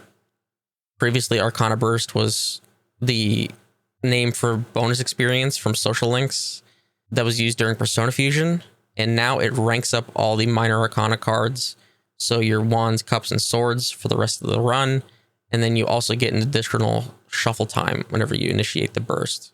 So overall, this is, I would say, a big improvement to the dungeon crawling experience, because the older shuffle time in Persona 3 would get old really fast, because you would basically just want to pick the experience card, and then after that, like the weapon card for weapons to sell, which we'll get to again. And just having the ability to pick whatever card you want is a lot better than just doing the merry-go-round card shenanigans shit from the originals, or whatever. Is it 3-card Monty, whatever, like pick a card, any card sort of thing? It's like that got old really fast. So this is a much better system, and like the slight roguelike elements are nice, even if it, you know, there's not like a ton of choice. In the late game, your choices increase. So I think it's like this version of Shuffle Time is probably one that they can carry forward. I know they didn't use Shuffle Time in any capacity in Persona 5, but if they wanted to, this would be a version to definitely iterate on, I would say. It's probably the best version we've seen yet. Well, we finally made it to combat. It only took 2 hours of recording time, but here we are. So I was fully bracing myself for Reload to feel exactly like Persona 5 in combat, but it mostly keeps the battle system of portable.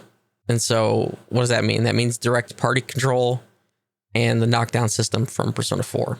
Hit a weakness or hit a crit, the enemy gets knocked down, hit him again, and there's a chance that they'll become dizzy and they skip their turn. That's basically Persona 4's battle system. One change, though, is that they semi-swapped how freeze and shock status works. So before, freeze would have a higher chance of allowing crits, and shock would guarantee crits and then persist until the enemy's next turn. But now, freeze guarantees 1 crit, just 1, and shock has a higher chance of crit, but skips the enemy's next turn. And that might have been jumbled, but I think the reason that they did this is to like avoid crit farming with skills like Thunder Rain, and also to improve Mitsuru's kit, which I have issues with. She was always good. The Marin Karen memes are like played out and lame, and are only for people that didn't know about weakness scanning in the original release. So the way the system worked, when you didn't have direct party control in the original Persona 3, was that party members were on autopilot. They would do what they wanted to do. You had specific tactics, though. You could tell them to focus on healing, focus on getting weakness, focus on damage. I forget what the specific ones are, but you get my point. There's like just specific general profiles that you would give them. And Mitsuru would get shit for using her charm skill on things that would never land, and things that would always be immune to charm. But if you scan for enemy weaknesses that then informs your party of what weaknesses are, and then they will try to hit those weaknesses. So if you properly scan, she stops using Marin Karen. She does that because she doesn't know what to hit, and that's her signature skill. So she uses it. So what I'm trying to say is this is a skill issue, if I can make that clear. But anyway, you put Concentrate plus a tier 3 spell, that's always going to be good. And now she has Freeze Amp plus Freeze Boost. Or I'm sorry, Freeze Boost plus Ice Amp. That's a lot of damage.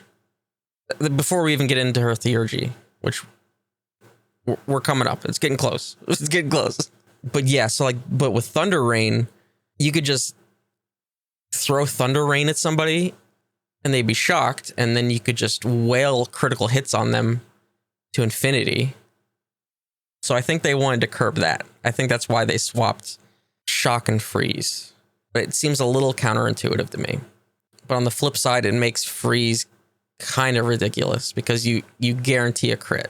Like it's guaranteed to hit. 3 versions of physical attacks are still here, so you still have your Slash, Pierce, and Strike. You also now manually select party members' skills when they level up. This kind of feels unnecessary because most of the selections are fairly obvious. Like, you're gonna replace Garu with Garula, you know? Everybody knows that, right? I'm talking to well-educated people here. You all know that, right? But there are like some changes to each member's kit, so like I guess the freedom is nice to have, but on the whole, you're just sort of upgrading skills and replacing the lower tiered ones, and then also replacing AoE skills with, or I'm sorry, replacing single target skills with AoE skills. So it kind of just works itself out. It's now way easier to stack passives and make skills completely broken. And this is on like personas, because you now have manual skill inheritance, which you didn't in the original or in portable. So you can do shit like God Hand with Strike Boost plus Strike Amp plus Apt People to give it crit chance increase. Shit like that can get out of hand, pun kind of intended, pretty quickly. Like is it Chiyo is the persona? You can do stupid stuff with some personas. The way that you can stack passives that they've like sort of started on this trend is you can just pump out ridiculous damage. And finally, here we are. So the new mechanic that did not exist in any version previous is Theurgy. These are gauge-based abilities that each party member, including Fuka, has. And the Theurgy gauge for each character increases whenever they perform any action during their turn. But each character has like a specific condition that will increase their gauge faster. So, for example, Yukari's goes up faster when she heals. Akihiko goes up faster from using strike attacks. To put it bluntly, these are basically limit breaks from Final Fantasy. In fact, they even gave Mitsuru Shiva's Diamond Dust.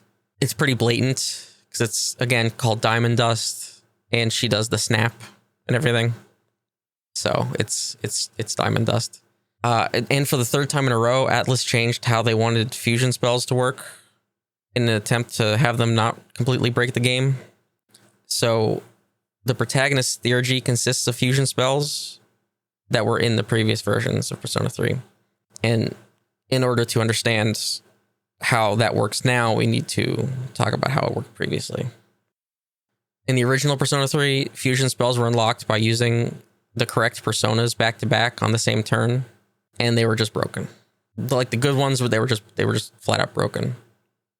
They were really good. In Persona 3 Portable, they attempted to scale this back by turning the fusion spells into consumable items that could be purchased at the antique shop with gems. And so the broken ones had a really high cost and you needed to grind out.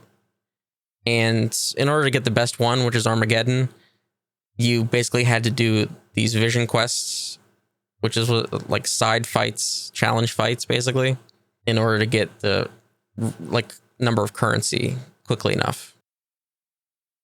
In Reload, you unlock new Theurgy fusion spells for the protagonists whenever the corresponding personas have been registered to the compendium. So you basically get Cadenza from free because you'll probably already have those two personas, and then you go from there. So you like start out with I think it's 50% party heal, and then you go from there. You gotta start fusing and collecting personas. They made the Jack Brothers fusion spell like actually useful, and probably too useful. So in previous versions, it had a chance to knock down all enemies, and it never landed. It just never landed.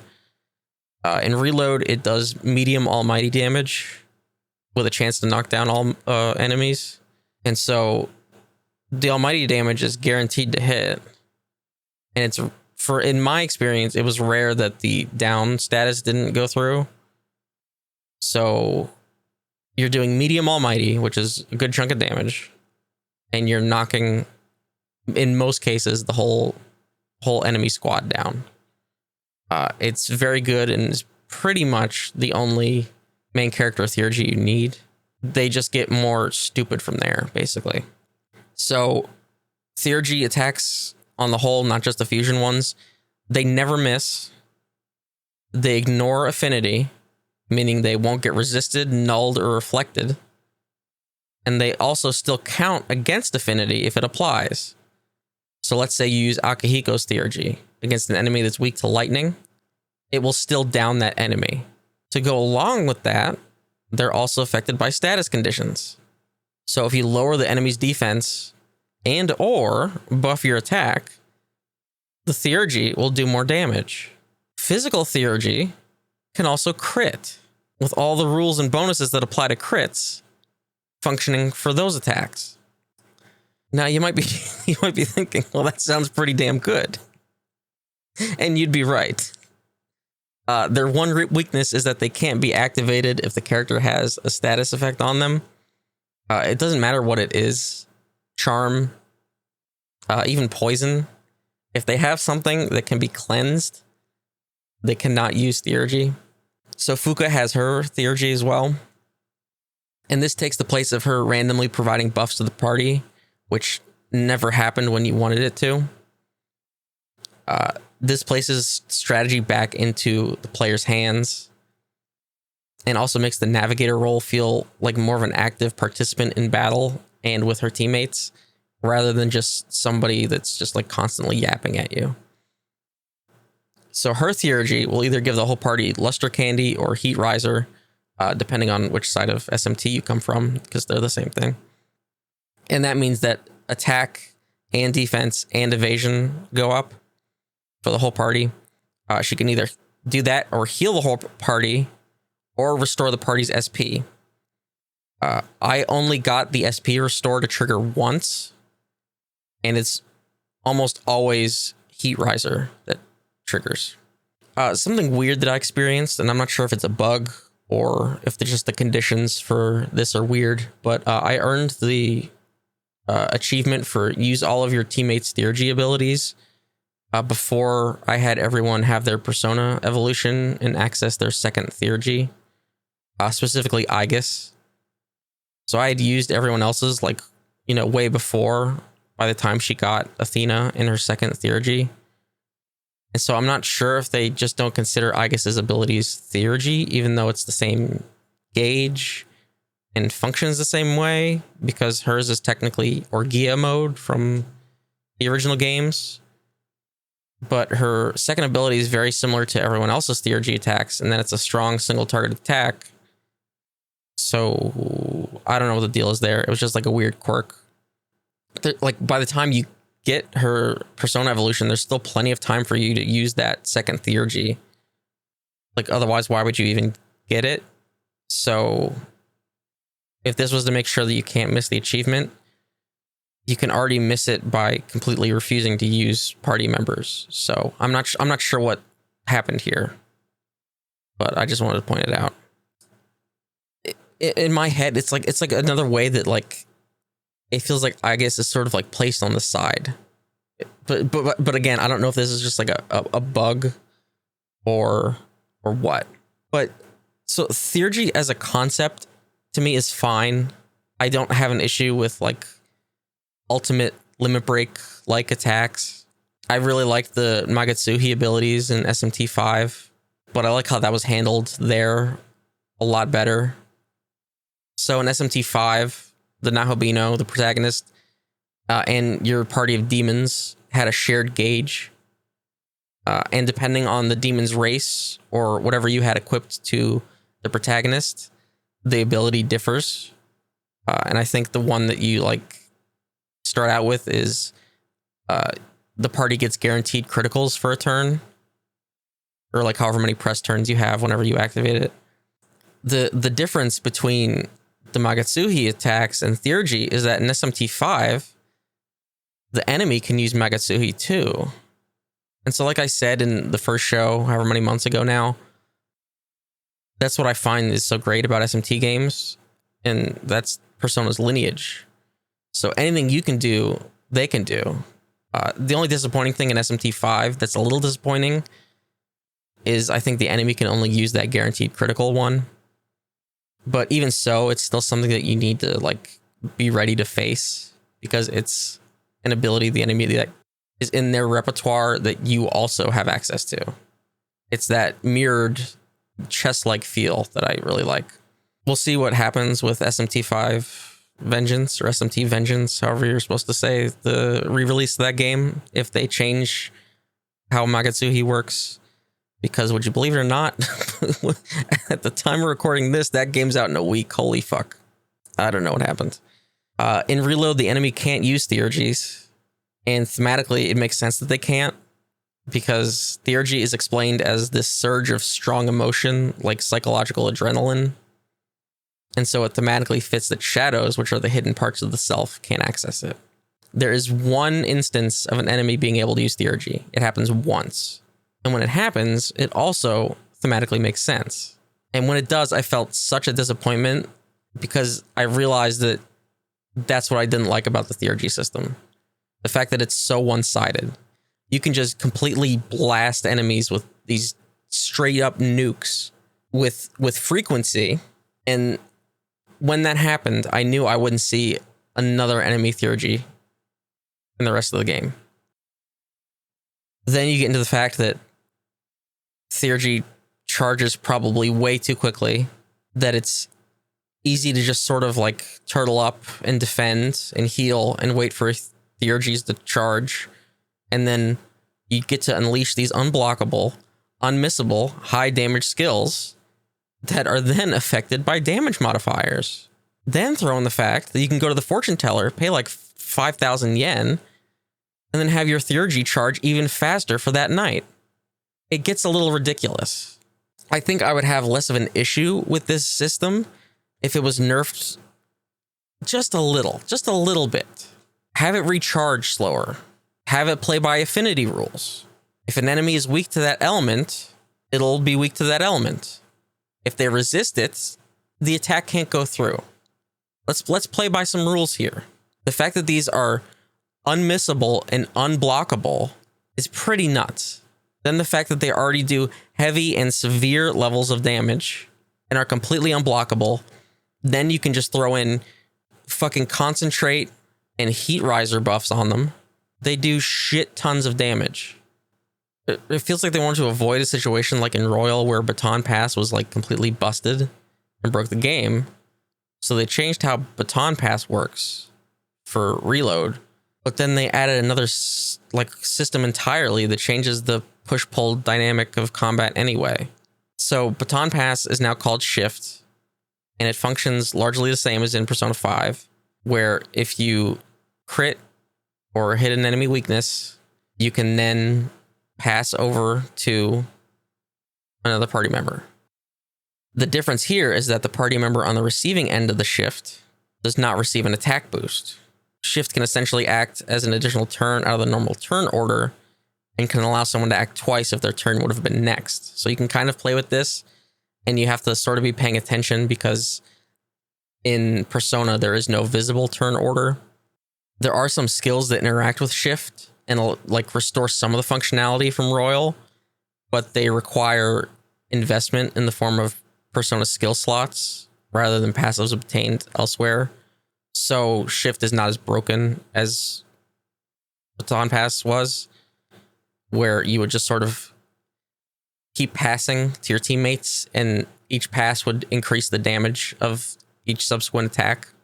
Here, since if you wanted to do that, you would need to invest in specific traits and perks. So on specific personas, and then you'd be losing out on other persona abilities. So I think it's fine. One thing that came out of nowhere for me, they gave the Hanged Man boss, as well as another boss that I won't mention for spoiler reasons. They gave them fucking Dragon Eye. They called it something else. I don't remember what they called it, but they gave it fucking Dragon Eye. And the fight almost turned into Mott from Nocturne. If you know, you know. So basically, it's an ability that grants more turns when used. In the original release of SMT Nocturne, there was a boss, Mott, who's a demon in Persona in the games, you might recognize, that had Dragon Eye. And it would use Dragon Eye into Dragon Eye and keep giving itself turns until it would kill you. It would keep using attacks in Dragon Eye until you were dead and you didn't get to play the game. It was down to dumb luck whether it would just do this cycle and kill you, because there was just a chance that you would never get to do anything. It would just kill you because it would keep giving itself turns. They fixed this in the remaster, and other versions of Dragon Eye and later entries kind of ensure that like it can't be used more than once per cycle, and like it can't be used back to back like that. Here, the Hanged Man boss, and at least on hard difficulty, which is what I was playing on, and probably Merciless, which is a step up, it can use its version of Dragon Eye in the same set of actions. And so, since this is basically press turn system, if it hits a crit, it gets an additional turn. Thankfully, on my run, it didn't get out of hand, but there's a good chance that that fight can get absolutely dumb if you get unlucky, because it also has Dekunda, which can cleanse debuffs on itself. And so the fact that it can just like, nope, I don't have any debuffs, I'm going to give myself more turns, here we go. It really came out of nowhere. I was not expecting a Persona boss to have Dragon Eye at all. So I just mentioned difficulty, and now that I'm going to be talking about the game economy, because I have a lot to say about this, because this is actually dramatically changes how the game is played. But I do want to stress that I don't know how much of this is tied to difficulty. So you have to keep in mind that this game economy discussion is all under the pretext of me playing the game on hard.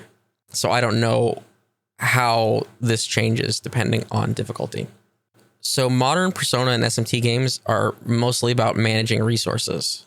Persona in particular is about managing your resources in combination with managing your time, and time slots themselves are a resource. Persona 3 had these constraints and also had a fatigue system in place. While dungeon crawling, you and your party members would get tired.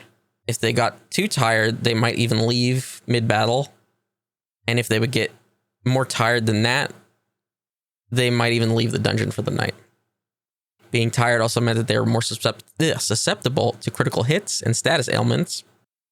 And when you left Tartarus for the night, you would always be tired the next day. This was a way to limit dungeon progress, as well as influence other game mechanics, including your time management. So you could relieve fatigue by going to bed early for the night and not engaging in any other activities, but that would be at the cost of not being able to do anything else. You had a chance of relieving fatigue by literally relieving yourself in the bathroom. There were energy drinks. You can go to the weirdo holistic shop. But there was also a chance that your fatigue could progress into sickness, where you'd develop a cold if you didn't manage your tired status. On top of fatigue, you would also need to gauge your SP, your spirit points, your resource for magic, which is recovered via semi-uncommon items and also via the clock at the base of Tartarus for straight up cash. The price depending on how low everyone's health and SP was, and also the number of times you use the clock, with it incrementally raising its price for each use. In Portable, while fatigue still existed, it was virtually impossible to lower it while in the dungeon. And in fact, might as well have been a removed mechanic because it never happened to me. Instead, you would always just be tired the next day, like in the original release. Here, the limiting factor for dungeon crawling is SP management, and the clock function the same. So then, the limiting factor is actually money rather than SP. And the issue, and why in Portable in particular you can clear each block of Tartarus in one night, is money's not an issue. Like just in general, ever. You will always have enough money to heal up the clock, and for all the fusions you could ever possibly need to do. Like, you're going to be so flush with cash because enemies drop money. You can receive extra money from selecting the coin card in shuffle time. And most importantly, you can sell the insane amount of equipment drops. And in most cases, you shouldn't ever select coins in shuffle time because you will always get more money from selling the weapons that you get via the sword card. You get weapons from sword cards, weapons and gear from chests. Like you drown in gear in that game, and you'll get sick of selling it. Like, money is so not a problem in Portable. So Reload seeks to fix the in-game economy. The clock still exists and still heals your team to full HP SP. However, it no longer takes cash. It uses a new item called Twilight Fragments, and these are found semi-infrequently in Tartarus. Some are in the overworld during daily activities, and these are like find once only. But most of them you're going to get from Elizabeth, either through completing requests or as rewards for advancing social links. Basically, every time you talk to Elizabeth, she's going to hand you some of these. It takes 7 Twilight Fragments to heal. That number doesn't change, but I don't know if the number changes based on difficulty. I didn't feel like testing it. You can also find clocks randomly in the dungeon if you desperately need a full heal and are willing to spend the fragments in the moment. But here's the interesting thing. The clock isn't the only place you can use those fragments, because throughout Tartarus, there are chests that can only be opened with Twilight Fragments between 1 to 3 of them. And so since I can't pass up loot, I can't resist going for the chests. There are also locked chests after every Tartarus boss encounter. And items in these range from gear to SP items and gems. So if you can stick it out and not use the clock, you can use those fragments on potentially SP items for when you might really need them. So you can have loot that'll help you in the long run, or spend it on a heal that you need now. This is the balance that is meant to replace the fatigue system. For the most part, I think this works. Again, on hard difficulty, managing SP was a task on its own in the early game. In my head, I was still trying to complete each Tartarus section in one night because that's how I was used to playing Persona 3. And early on, there were a couple of instances where I just couldn't do that. I just didn't have the resources. I couldn't fully heal, or I couldn't keep going without just getting wiped out. It's that risk reward that makes dungeon crawling gameplay interesting. It's, can you keep pushing forward, or do you have to hang back and regroup? That is that kind of push pull that is fun. It's that friction that's fun. So on the whole, I think the Twilight Fragment system works. I think the way that you acquire them is a little goofy. Because like I said, basically each time you talk to Elizabeth, she's like, oh, hey, here's some more of these that you pretty much need. And you did work for them. You like advance your social links or whatever. But it's just kind of like, oh, the game knows you need your cookies, so here's your cookies. So I think I'm not sure what the correct solution would be in order to, how a player should be given Twilight Fragments and in what increments. But it just felt a little silly to be like, oh, just trying to see what requests Elizabeth had, and her being like, oh, hey, here's some more things that you need. Here's your SP items, basically. So shop changes are pretty significant. So the antique shop will now sell like cards like Arms Master and Spell Master. So you now no longer have to farm them off of high level Persona Heart items. That's a sentence that I just had to point out as being incomprehensible to 99.9% of the world's population. And Persona heart items in general have changed. Mostly their drops. So the way Persona heart items work is that some personas will have a little heart icon in their status info. If you level them up to a certain level, they will give you the specified item. In Reload, that item is it'll actually tell you the item before you can get it. In previous games, it was like a mystery what they were going to give you. Armor and accessories can also now be fused to the antique shop in addition to weapons. Previously, this was the way to get each party member's like best weapon. Meanwhile, like previously, you would need specific Persona heart items, which were the best armor and accessories. And armor items were essentially RNG from a very small pool of heart items. They were very annoying to farm. Ask me how I know. It's because I did that shit. It sucked.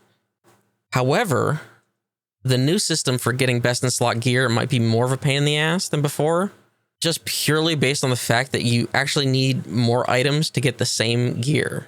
So before, if you needed a bunch of a persona's heart item, you would level up that persona until it was just about to reach the level to gain its heart item. Save it in the compendium in that state. Level it up, get the item, discard the persona, resummon it from the compendium for cash, level it up to that level to get the item again, and repeat. If a persona had multiple potential drops in its heart item, you better hope to God that you got the one you wanted. Otherwise, you have to keep doing it again and again and again. It was incredibly tedious.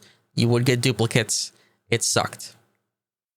Now, you still need the persona's heart item, potentially multiple if it can make armor and legs, a specific weapon / armor material, and also the corresponding gems. So the weapon material is not a big deal. You're probably drowning in that shit by the end of the game. You get way more than you could actually possibly use, especially if you're doing all the monad doors, or at least a lot of them that you see. If you don't have the gems, though, you're either grinding them out, hoping that you get the drops in Tartarus, or spending cash at the new gem shop. And these cost buckets and buckets of cash. And money isn't as easy to come by as it was in Portable, because now you don't have weapon cards that you could just sell to the store for tons of money. It's not super difficult to obtain money, but it's not like you're hitting max cash like in Portable. So you could farm the Reaper for money, but then you have to wait like 5 minutes for it to spawn and go through the whole fight. In my case, I was out of Homunculi, so if I got bad luck and he used insta-kill on me on the one turn I like swapped to something, like I didn't null darkness, I would have had to just like redo that shit. The fact that you need all of that shit, I think if you were farming for the best in slot for your whole team, it would actually be more miserable than the process for Portable. The good news is that since there's not a Margaret fight, you really only need best in slot for the protagonist if you're even bothering with the Elizabeth fight. The other annoying thing is that you can only visit the gem shop at night, which is also when you go to Tartarus. So if you don't have enough cash or gems, but you're making your stuff in the daytime, which is when the antique shop is open, like say or you're like time restricted, like on say the final day of the game, you're out of luck. Because if you needed to go get more cash in Tartarus, you couldn't visit the gem shop because you'd have to go the next day. And what if you didn't have another day, like at the end of the game? So I found this new system to be more inconvenient. And I was basically glad when I realized that, like, oh, I don't need a new party. Like, I don't need to equip the party with best in slot. There's no reason for me to do that. Thank God. Luckily, there's no waiting period for weapon and item fusions at the shop. It's a very welcome change. It was pretty unnecessary, and it became a time crunch in January, like basically the like absolute final calendar days of the game. And this was when you would need the antique shop most, and it was also the most difficult time to use it. So I mentioned the difficulty, and let's talk more about that. After how fucking easy Persona 5 Royal was, I was absolutely concerned that Atlus would be trying to make Persona series much more casual and newcomer friendly, and sort of leave options for like series veterans that appreciate the combat system for the challenge it provides, like in the dust. In Persona 5 Royal, the highest difficulty actually ends up being the easiest, because while you could take more damage, you also dealt more damage. And this meant that if you already knew enemy weaknesses, you could basically one-shot everything and never get touched. It was really awful and unfulfilling. Original Persona 5 offered a much more balanced combat experience that felt a lot better to play. Like even on normal, like regular Persona 5 normal difficulty feels better than max difficulty Persona 5 Royal.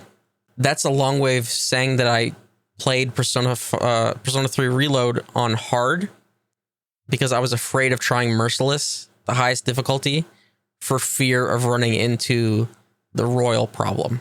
And I also hate difficulty settings that don't allow you to change them after you start the game. I think it's stupid. If there's no achievement tied to completing the game on a set difficulty, there's no reason you shouldn't be able to change any of the difficulties as you please. And so, for example, by the mid game here, I started to feel that hard was too easy, especially after the introduction of Theurgy and then character perks that you would start to acquire. You start dealing a lot of damage at very little cost. Yukari's perks, in particular, basically make healing free, and I just would have loved to bump up the difficulty to Merciless and, you know, see if I could do it, see what the challenge was, see how much harder it was than hard. But I was locked out of that choice because I didn't select Merciless at the beginning of the game. I could make the game easier and flip-flop between all these lower difficulties as much as I wanted, but I couldn't raise the difficulty any higher, even though I felt like I had outpaced the challenge that the game was providing. And again, there's no achievement for completing the game on any specific difficulty. And this is not an online game, you know? So why can't I pick what difficulty I actually want to play on when I want to play on it? Especially because the rest of the difficulties can be freely chosen at any point. Why is the hardest one the one that's locked out? Why is it if you select that one, you can't back out of it even? You only do that whenever there's like the achievement tied to it, when there's supposed to be like the bragging rights of it, you know? It's just very frustrating. And like, don't get me wrong, I think it's great that like the lower difficulties can be changed. I don't think anybody should be locked into easy and then they're like, oh, hey, you know what? I think this is too easy. You know, let me challenge myself. I think that too should be the case, where they should be able to bump up the difficulty. People should play on whatever speed and challenge gets them the most enjoyment out of the game. But in my case, I felt like I was being deprived of something for basically no reason. And again, if like there was an achievement and they wanted to prevent me from cheesing it by flipping it on at the end of the game, I could see that. But that's not a thing in this game. So there's a mod that actually fixes this on PC, but by the time I was curious enough to start looking at like what modders were doing for the game, I basically had finished the game already. So I was like, it's you know, it's whatever. But speaking of achievements, like Royal, all the achievements can be obtained in one playthrough. You do not need to finish the Persona Compendium, so you don't need a second playthrough. The most difficult achievement on the list is maxing out all the social links. Other than that, all the achievements are fairly straightforward. And the only reason why I bring this up is because I'm a crazy person and I like to get all the achievements and trophies in Persona games. I started doing this with Persona 4 Golden, and I've done it since. Just because I like to say that I've like completed the game. But it's becoming less necessary starting in Royal now that they've sort of made them so straightforward and less like all encompassing. like where you don't need to complete the compendium. You don't need to see like all the endings, even though there aren't that many in these games. But certain things like that, they're just very straightforward. And the fact that you only need the one playthrough, for my well-being, it's best that you only need to do one playthrough. If I had to play it again, what I usually do is I wait a very long time to play it again. And by that point, there's usually a re-release, and then I hate myself, and then I play these games back to back, which is what happened in this case. It's what happened with Persona 5. This is the reason why I bring up the achievement angle. But the difficulty for the achievements is quite low, I would say. The hardest one, again, being maxing out all the social links. The next hardest, I guess, would be defeating the Reaper. The Reaper is not very tough in this one. As long as you have a stack of homunculi, which I really didn't. I blew them on stupid enemies that I should have just insta-killed myself. And I also forgot to just buy them from the gem shop before going back. I was like, oh shit, I forgot something. I forgot to buy homunculi. Put that on the tin.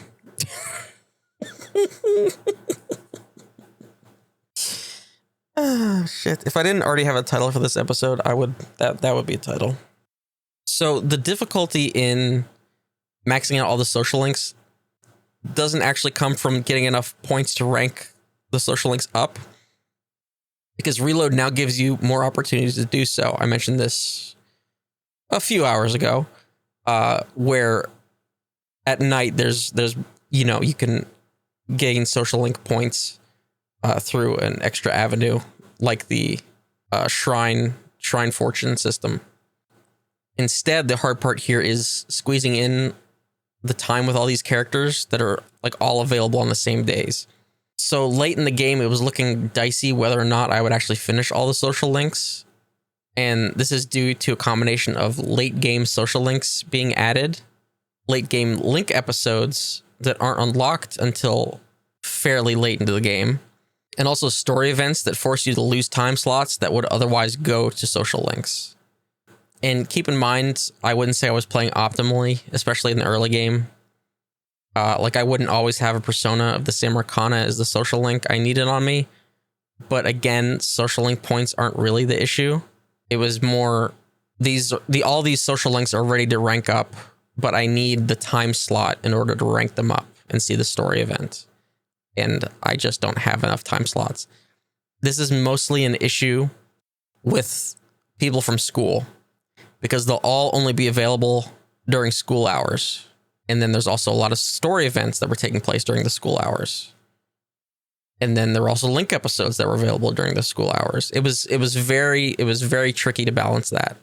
And I don't, unless I'm like actually going for a trophy run, I don't like using guides for that kind of thing. I think it sort of sucks the fun out of it whenever you're like looking at somebody else's schedule in order to play this kind of game. I think especially for a first playthrough, that's the biggest thing I tell anybody whenever they're going to play a Persona game is, please, for the love of God, don't use a guide to like schedule your time.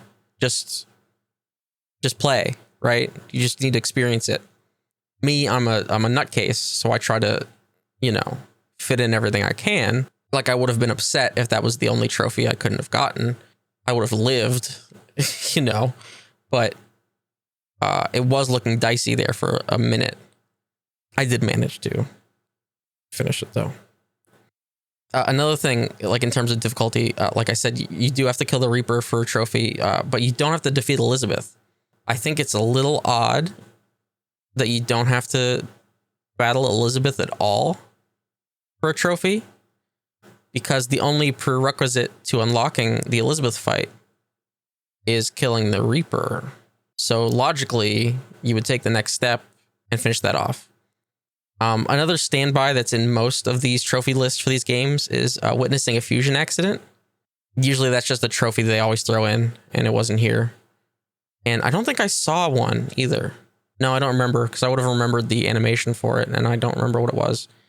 I didn't finish the compendium since I didn't need to. I wound up with like 85% or so completion, and in that time span of like all that fusion, I didn't see an accident. I genuinely don't know if they're actually in the game to this point, because I didn't see it. So the main reason I think that you don't have to complete the compendium in Reload is actually related to the difficulty in doing so. In Reload, like the other games in the series, the ultimate form of an Arcana's persona is locked until you finish that specific social link. You know, this is just the way it goes. But they also locked personas that were previously available to fuse behind link episodes. Then there are some that are also locked behind Elizabeth requests.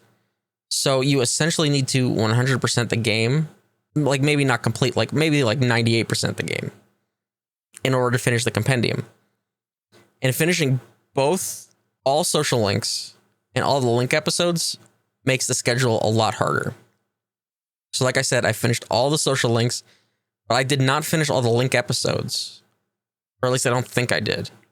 Like I said early on, they were hard to track, like your progress in them. And I didn't realize that until like the first one I completed gave me a persona fusion. That like link episodes even locked personas. I just didn't realize that. So like it's such a weird balancing act where the schedule gets screwy because you increase link episodes at night, but a majority of their events happen during the day. And that's when the majority of your social links, particularly your school friends, are available. So these two clash. And since this is a new system, this throws things kind of out of order. So then you throw in the fact that there are all 22 and then plus one major arcana are already like accounted for. And then it's not hard to see why they didn't include or simply create new social links for the characters that didn't have one. And could they have done this? Yeah, sure. They could have made up a handful of new major arcana since it wouldn't be the first time they've done that. But I really don't think they would have fit into the schedule unless they were made available at night. And then you might run into issues actually ranking up your social stats, because that's generally the time for that. So I think this compromise is fine generally.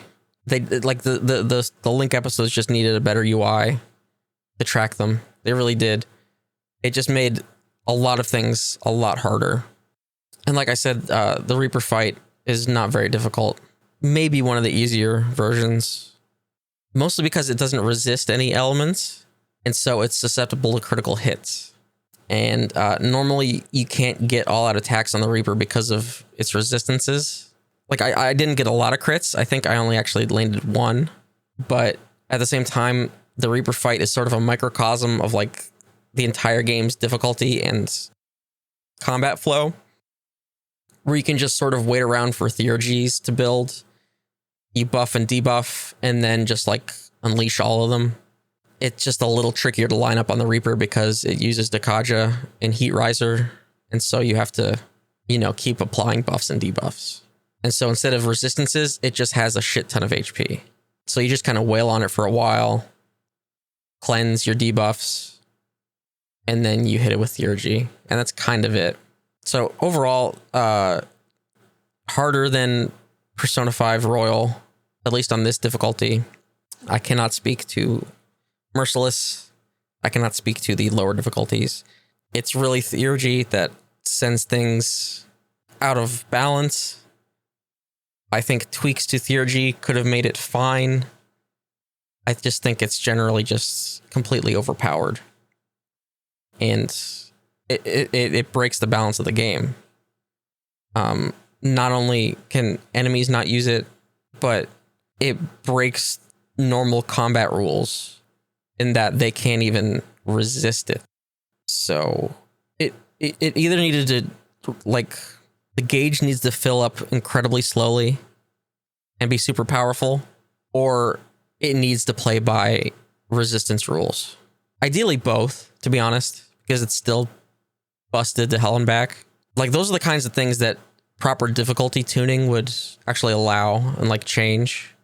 Like, say maybe on easy, this is the way Theurgy would work, and on hard, DRG would be super slow and play by resistance, you know? But Atlas doesn't seem to do that with their difficulties.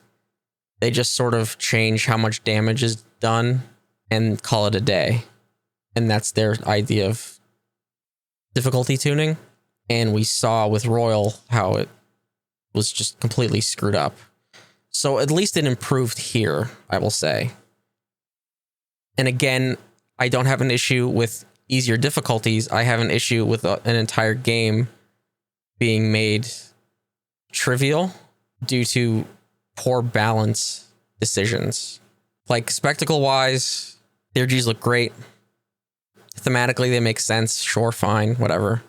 But they just kind of shit on the combat system. And it's one of those things where I just get going, and the more I think about it, the less I like it. But as a concept, I don't hate the idea of each character having an individualized limit break like ultimate attack that's tied to their own affinity, tied to their own persona. I don't hate that at all. I just don't like the implementation here due to the way that it trivializes combat. Just like one balance pass is all I'm asking. One balance pass, especially for the harder difficulties. And again, is this an issue where on the lower difficulties, maybe they don't even do this much damage? I have a feeling they do. But again, it might be a Royal thing where the higher difficulties, you deal more damage for whatever goddamn reason. Again, so the difficulty, a disappointment, especially compared to original game, but improved from Royal is how I'll summarize that. Our final section. We've made it. Well, almost. We've almost made it. I had these notes written in like February, March, and some of Atlas's moves have made this a little irrelevant, but I still want to talk about some of it. So Atlas says they are, quote, not considering a re-release of Persona 3 Reload in the style of Persona 4 Golden or Persona 5 Royal. Though they only specifically mention Royal as an example, and I would like to remind everyone that Persona 3 also had a re-release in the form of Persona 3 FES. Again, this is the fourth iteration of Persona 3. Every single mainline game in the series has had a substantial re-release after Persona 3. Persona 3 Reload released without its epilogue, The Answer, as well as without the female protagonist and her associated content, specifically the social links. And unless I'm misremembering this, I believe the story around Royal's press cycle was that the Persona team held meetings in the immediate aftermath of the release of Persona 5 to discuss what their next project would be. And it was overwhelming that the team had all these ideas for more Persona 5 content and storylines, and so it was decided that the direction they would take would be Royal, and they just really had to do it and then release it for another $60. So what exactly is stopping P Studio from doing the same thing again, but for the missing content we still don't have for 3? It's just hard to take them at their word when Atlas and re-release is next to each other in the dictionary. And of course, what this game in particular needs, like a hole in the head, is another re-release with disparate content. Pun kind of intended. I had a whole thing here about the potential reasons why and why not Atlas might not release The Answer, but that became meaningless on the same... Actually, the day after I finished the game, Atlas announced episode Aegis, The Answer, for release this coming September. And so they finally did it. They released additional content without charging full price for another version of a game. So they not only announced this expansion with a trailer, they also released a video from Wada, P3R's producer, and also the head developer of P Studio, to explain that they originally planned to include The Answer. There were some kind of difficulties, and so they at first abandoned it. And he claimed that the overwhelming response of everyone asking, well, where's The Answer, when Reload was announced, sort of forced their hand. The project apparently had, quote, many setbacks, but then could move into development. Wada himself says that Persona 3 Reload would not be complete without The Answer, quote, the conclusion of Persona 3. And with the answer, Reload will, quote, will be complete, which means no female protagonist. So, Persona 3 will remain scattered. I did suspect that they would do this, and I said as much whenever Reload got announced. This was the whole point of re-releasing Portable a year ago. So when the female protagonist wasn't included, they could go and say that at least they weren't leaving her stuck on a handheld system from 2004.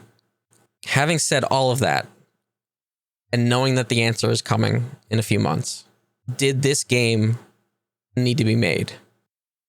If we look at Reload as it is, and what it will be when it's accompanied by the answer, we are left with Persona 3, a game that already existed.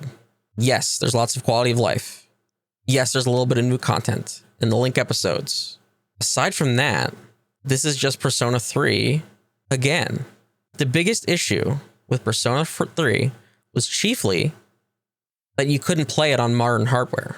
The next biggest issue was direct party member control. Portable solved both of these issues. Is that a perfect solution? No. Absolutely not. So it's rumored that there were issues with the source code, or that the source code was missing or corrupted, and that's why they couldn't just add party control to FES and slap on some HD textures like they did for Persona 4 Golden. I don't know about any of that. I really don't. But from a gameplay perspective, ignoring availability, we're talking about how the games play, feel, control, and mostly look.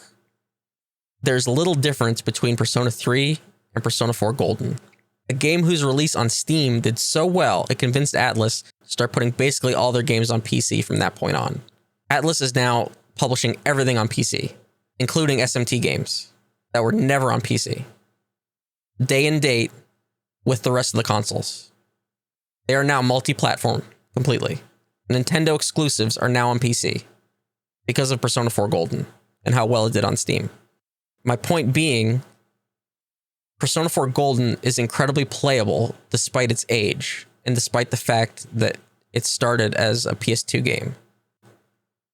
So this leads to another unfortunate, at least in my view, question. What game is next? Because if Persona 3 needed it, and the solution is Reload, why doesn't Persona 4 need it? What's the difference here? Meanwhile, you have Persona 1, a PS1 game that got ported to PSP to fix the broke-ass localization where they changed characters' whole races. A game that is basically a door-opening simulator. And you've got Persona 2. Poor fucking Persona 2. A duology, a game so large it had to be two games. A duology so fragmented you can't play it properly on the same system. Innocent Sin, the first game, was never released on the PS1 in English.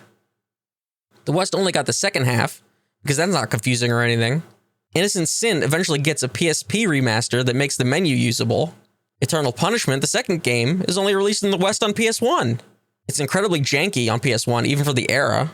The menus are some of the worst I've experienced, which impacts the battle system. It's somehow worse than FF9's janky ATB system, which I fucking hate. Eternal Punishment got a PSP remaster, but they didn't localize that one. It took years and years for a fan translation to come out for that. The PSP remaster of Eternal Punishment has a whole new scenario no one could play unless they could read Japanese. Those are the Persona games that need attention. I'm a very simple guy to please. I'll play that old shit. I'll play that old shit most days of the week. In fact, I have. I love the PS1 era sprites. I love the polygonal FMV. I'll take ports of the PSP games on PC with higher resolution. I don't need ground up remakes. I don't need P1 and 2 to have Link episodes shoehorned in. My fear is that P Studio is going to get stuck in this remake cycle now, rather than moving forward. Like, I'm sure there are plans for P6, but the amount of work that went into Reload means that it's so far off, and even further, if they're going to remake more Persona games. Just due to a vocal group that wants games remade. My main point here is I think it would be a mistake to remake Persona 4. It's really what I'm driving home. It does not need it, but I'm concerned they're going to do it. I can hear it now. You remade their favorite Persona game. Why won't you remake mine? Why don't I get to see Inaba in 4K? I can hear it now. I'm hoping Reload will be this cycle's Catherine-like diversion. But again, I'm worried because of how closely tied in gameplay 3 and 4 are to each other. along with the shared assets the originals had between each other, sound effects, enemy models, items, like the nuts and bolts and DNA that the two of those games share, that they'll just forge on ahead and just go ahead and do 4 also. I'm hoping that because of the importance of Persona 3 to the series and RPGs, but to the series specifically, the team wanted to look back before they look forward. That's like about as optimistic as I can be about this uneasiness I feel. And it might be starting to sound like I'm saying that they shouldn't have bothered making Reload, but I still cried like a baby at the end of the game. Like, my issues with Aegis and the soundtrack and Theurgy, all of that just washed away, like, immediately. It still got to me, despite the fact that I had just played this game the month before. The same damn game. It still got to me. Because it's still Persona 3. And I think that's the important part. Ooh. Well, I don't have anything else. This got out of this really got out of hand, didn't it? Every time I sat down to edit or condense the notes that I had, I realized that I had more to say, and so I had 25 pages of notes, just full of nonsense about a video game. So, really, thank you if you managed to stick around and listen to me go over very minute details about a game you may or may not have played. I really do appreciate it. Even though this is just the second episode of the show, this is not going to be the format at all. This was special just because it's Persona, and I wanted to do it justice, and hopefully I did that. Next up will be, I guess, a normal episode. I want to talk about Final Fantasy VII Rebirth, because in the months between episodes I've played that. It will not be nearly as in-depth as this. I've got a lot of other things I want to talk about, some anime as well. And I mentioned it, but now that it took so long for me to release this, SMT Vengeance is like basically out, especially by the time this episode is actually live. So the notes I had prepared for the quote next episode have stuff about that game's announcement. So yeah, I sprinkled it in a few times, but if you like any part of this critical process, check out the Dead End Roadshow, where I talk about media, culture, how the internet's dying, basically everything else that interests me and isn't 100-hour Japanese video games. I do apologize for this taking so long. I did finish the game on March 5th. And a week later, I started having some health issues that I'm still dealing with. And it's been very stressful. But I wanted to give this episode the time it deserved. So thank you for bearing with me. But this was also like a load on my shoulders, and I couldn't really do any other episode before I did this one, just for me personally. So now that I have Persona 3 off my shoulders, I can now start putting out more episodes.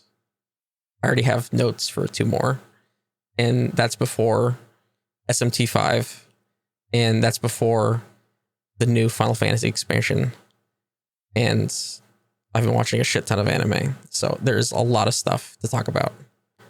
Nothing will be as insane as this, however, whatever this runtime ends up being. But yeah, thank you so much for listening. I genuinely appreciate it. Memento Mori. See you in the next one.